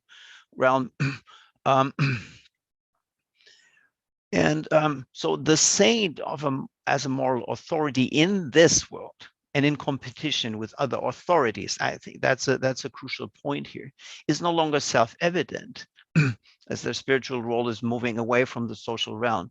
The saint is, I would argue, being domesticated. Yeah, it's not happening everywhere and not happening for everybody, as we've seen with Evliya. But this tamed and restricted notion of sainthood may be new, at least for the Ottoman domains. And so the result is not the secularization of the external realm, which becomes a kind of a secondary dimension of saintly deeds, or rather, in which his powers to work miracles, to affect the external reality, is less and less visible to others. There's competition, however, because in the same period, we see an increasing sacralization and mystification of the persona of the Sultan. And I've written in some more detail about that. So I argue, as my conclusion, that we're dealing with a sort of a small step in a process of disenchantment. The saintly figure, whose power is manifested in his miracles, is losing his visibility and impact in the quote-unquote public sphere outside the circle of the initiated. It's not being taken away from him by a superior power. Yeah, it's rather an act of like almost self-restraint, but the effect is the same, that the disruptive power of charisma embodied in multiple actors is coming under control theologically, in the understanding that all miracles are from God. So Nazmi here quotes Rumi, Evliya has kodrat as ilah. And socially, in the concentrating of the performance of divine inspiration and charisma in the figure of a sacred sultan, who in turn derives it from his pious devotion to the prophet. So in this dialectic of enchantment, disenchantment, and re-enchantment, the distribution of charisma changes and focuses now more strictly in those two centralized and arguably homologous figures of the God and the Sultan. Thank you for your attention.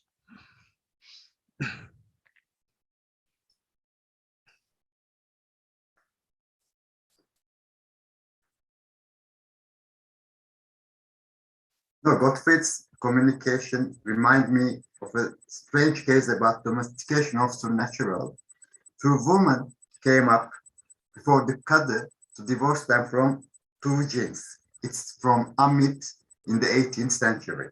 Don't ask me why now, where I have seen it. And then the Qadi divorces them from the jinns. It's at the turn of the 18th century. So many things are going homologously. That's quite certain. At least for me. Right. Yeah. So in a sense, probably Sabri Ülgüner was right. So we've at some level we've remained medieval here, right? Okay. I see Cornell's hand up. Me as well. Yeah. Okay. Oh, sorry. I didn't see that. But yeah. So no, that's okay. Sorry. It's a bit of glare here. Yeah. Anyway, I just want to thank you, Gottfried. And I could not agree with you more about the relocation of sanctity, or the possibility of exercising a power that might appear miraculous. Okay, to the person of the ruler, as you probably know from stuff that I've written about ad nauseum.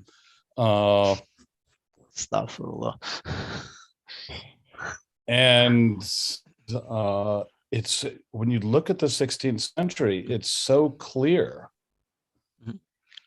that this is taking place. Right. I mean, who are the people who get in trouble? They are miracle working, or potentially or actually miracle working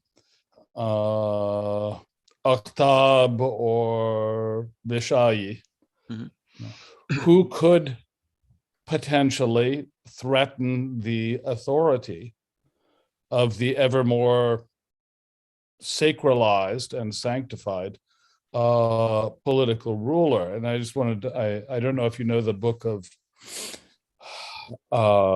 Nikolai Antov on Deli Orman in the 15th and 16th centuries. And Kızıl Deli. And yes, on Kızıl Deli. You know, and he notices the same transmutation among the Meshayikh of Kızıl Deli. You know, in the 15th century, the Sheikh says to the Sultan, no, you know, I'm the Qutbul Aqtab, I'm the ruler of the world. Whereas in the mid 16th century,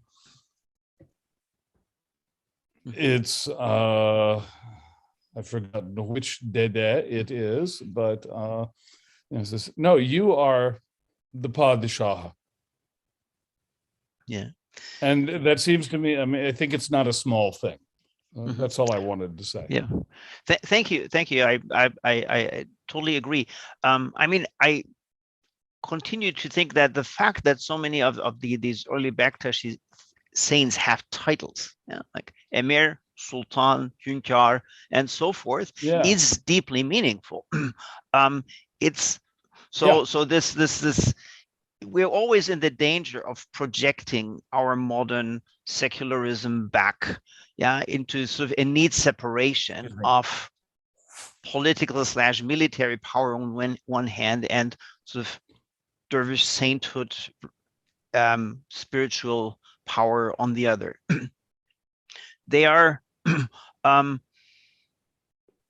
although these powerful figures become visible to us in sort of in different lights, they're much closer to each other than than this terminology allows. Well, I would agree, and I'll just toss in that I guess one of my bones to pick with our fellow Ottomanists who want to work on the 14th and 15th centuries, but can't find any Ottoman texts, or very many Ottoman texts with which to do it, and assume that Ottoman somehow means the same thing, at least in nucleo, over these 2 centuries, is the use of the title Sultan. Which it's very clear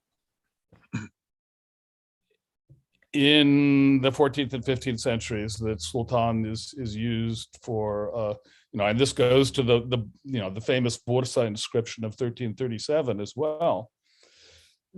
Sultan al-Ghuzat wal-Mujahideen, or Sultan al-Ghuzat wal-Mujahideen, since it's all Arabic.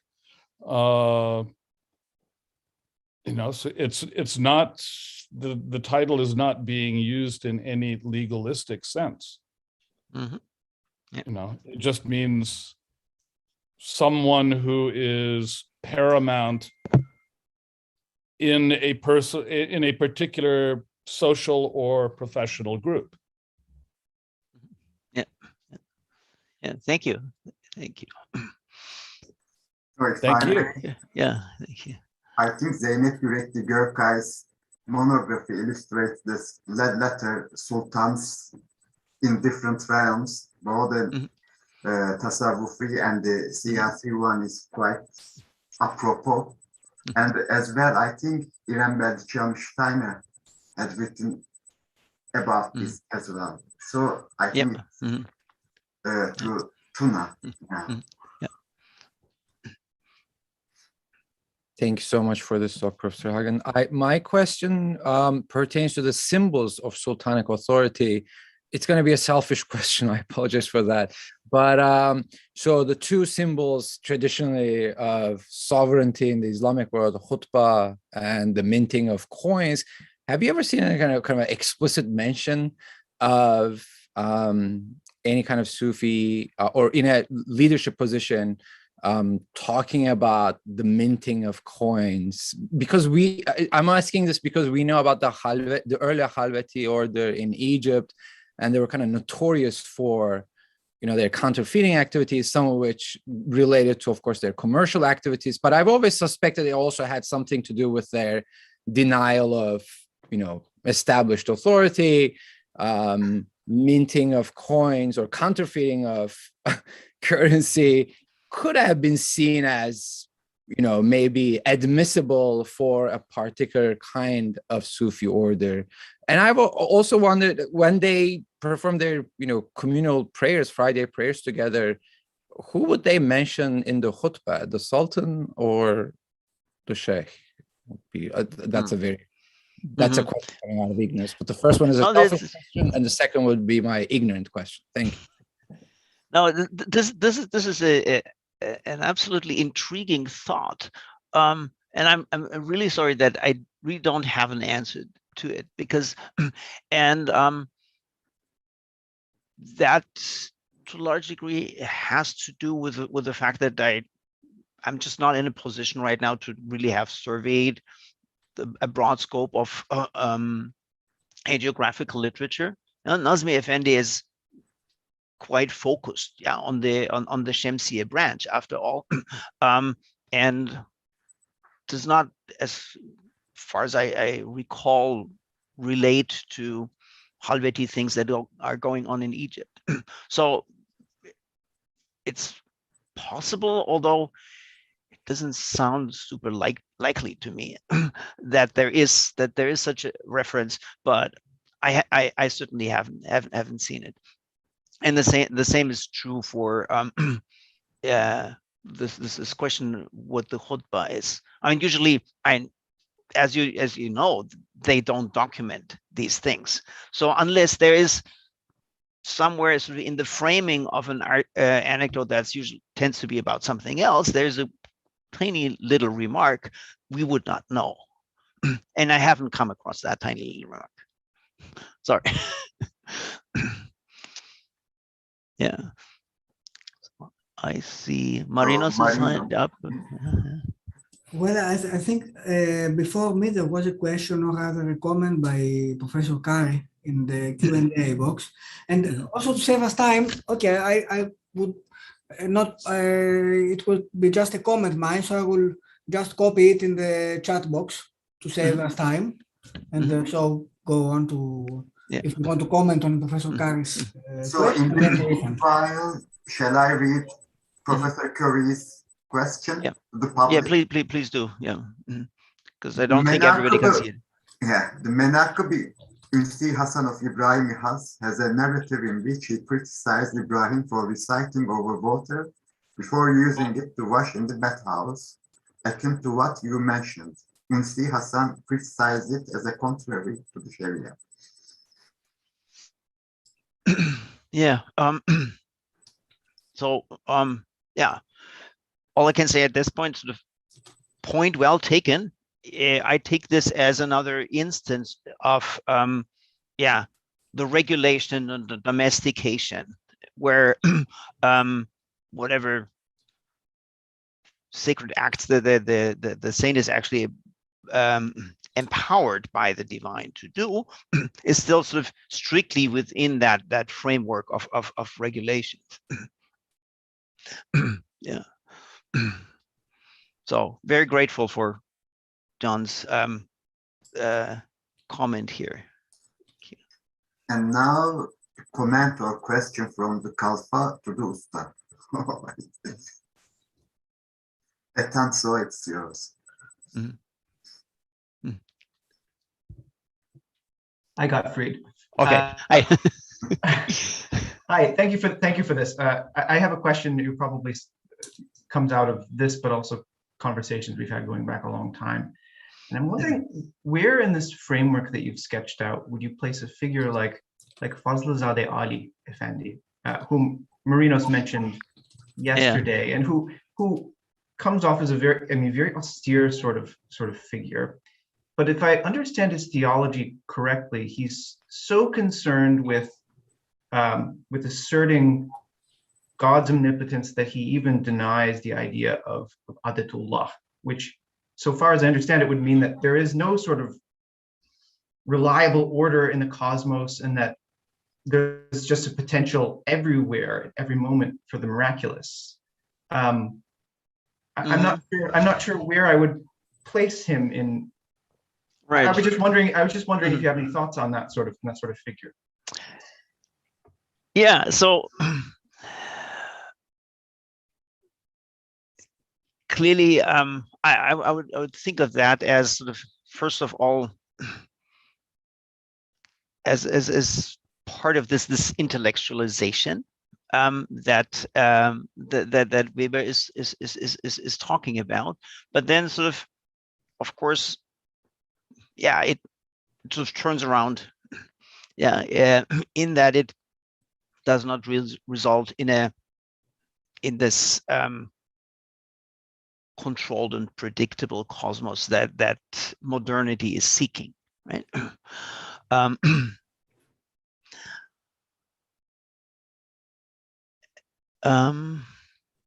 And so in a way, yeah, he's, or you could say he's part of that centralizing impulse that I've sort of tried to hint at.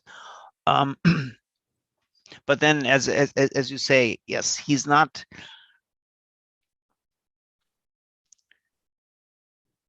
With this sort of insistence on divine transcendence and inscrutability, he's not leaving you off the hook with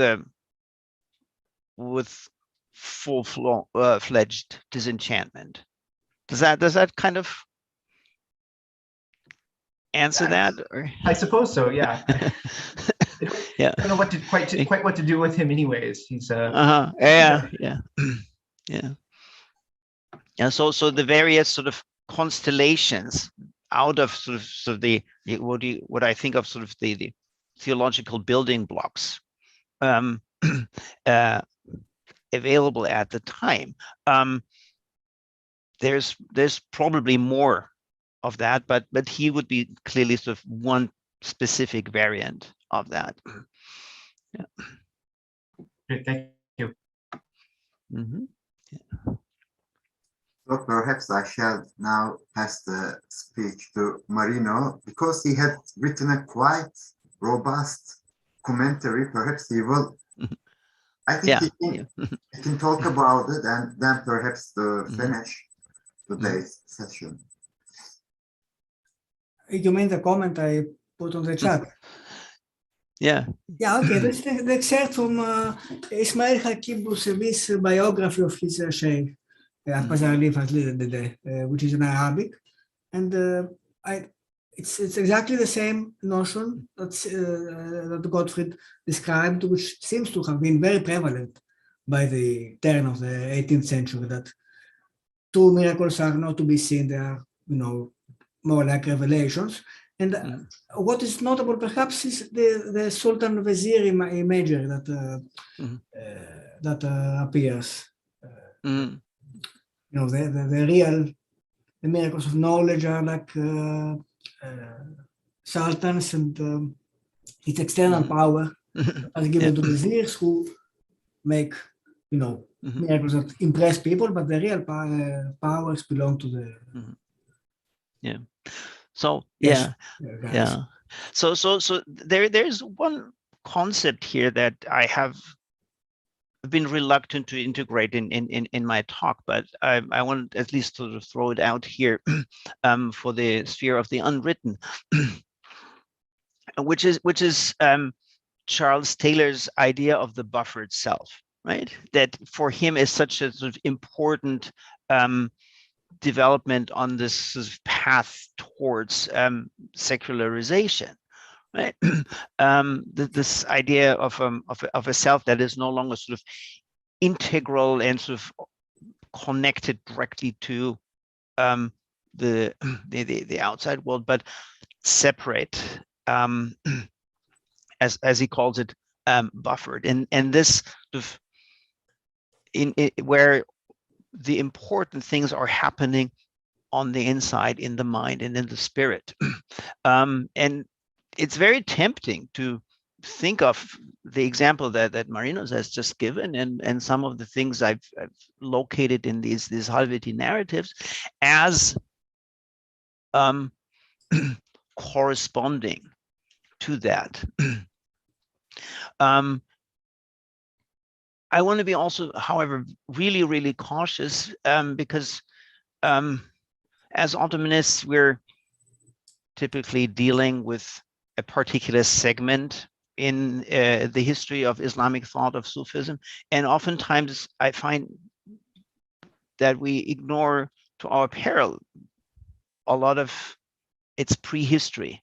So before I postulate that this is happening just now, I want to go back and check what, say, hagiographies in the pre-Ottoman period have to say on this topic. So I see. Yeah. Okay, I'll be brief. Thank you again, everybody. I just want to on the subject that you just adumbrated, Gottfried. It hasn't been published as such yet, but I have a student named Mustafa Kaya, who wrote a wonderful dissertation on Zainuddin Khafi, who was particularly interesting for all kinds of reasons. One that, the order,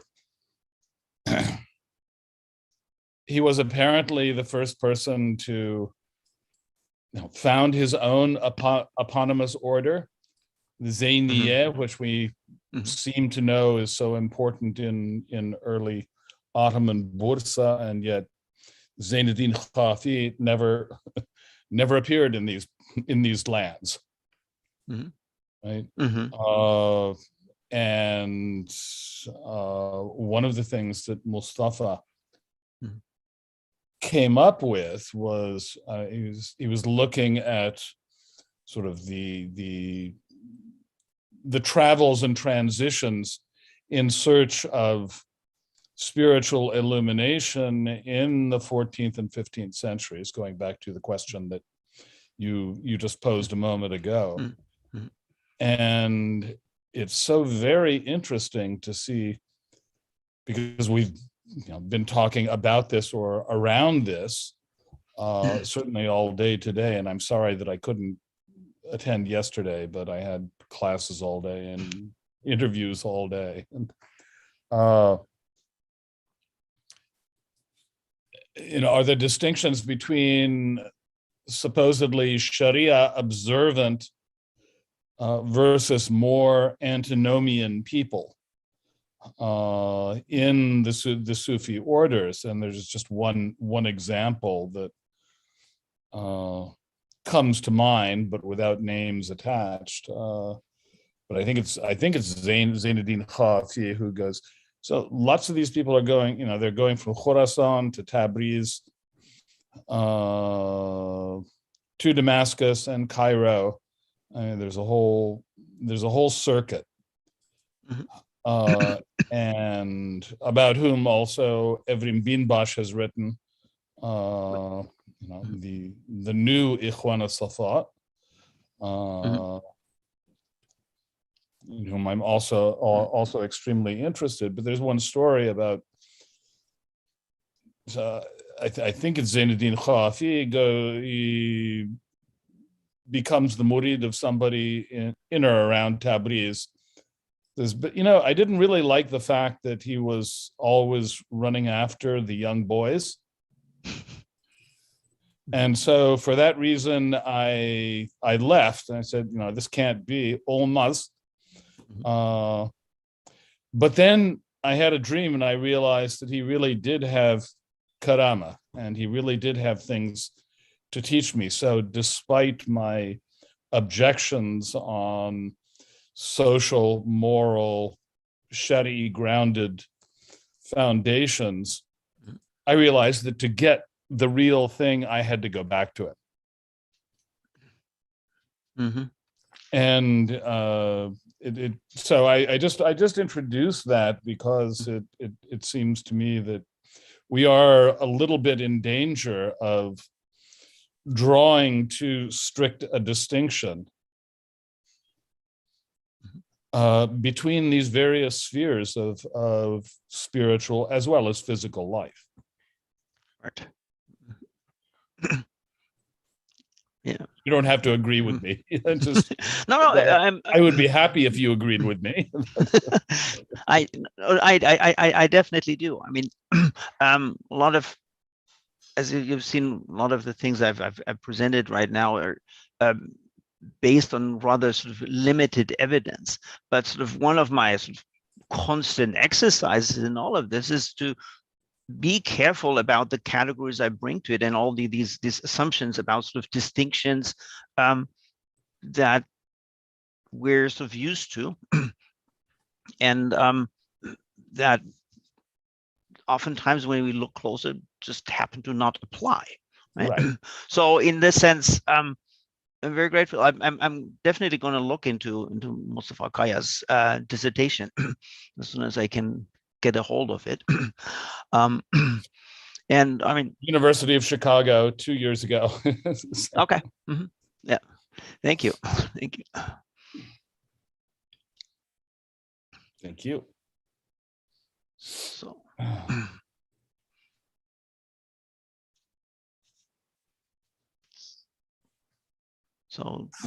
question, do we have more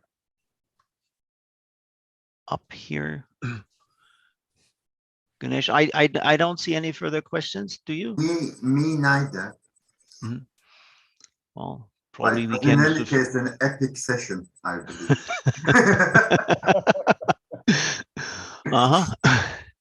Yep. So. And Maria had to leave early to pick up her daughter, but she wanted me to be sure to be here for you because we both figured that whatever you have to say will probably be important for us tomorrow as well. So, well, thank you. Thank you. Thank you. So I think, Marino, it's to you. Okay, again, to me, a lot. Yeah, okay. So this was a lengthy but very fruitful and exciting session as well. It's 10:30 here in Greece. So I think it's the latest time so far. Thank you all, and looking forward to seeing you again tomorrow at 6 o'clock sharp. No, 6 o'clock Greek time. Anyway, you have all calculated the right time. Yeah. Okay. Except for me. Okay, I can. It's okay. I know. I have it from Maria. So. Same as today. Anyway, it'll be 10 o'clock my time. Right. Yeah, that should work. So okay. Okay. So see you all tomorrow. Bye bye. Okay. Thank you. Bye bye. Bye bye. Bye.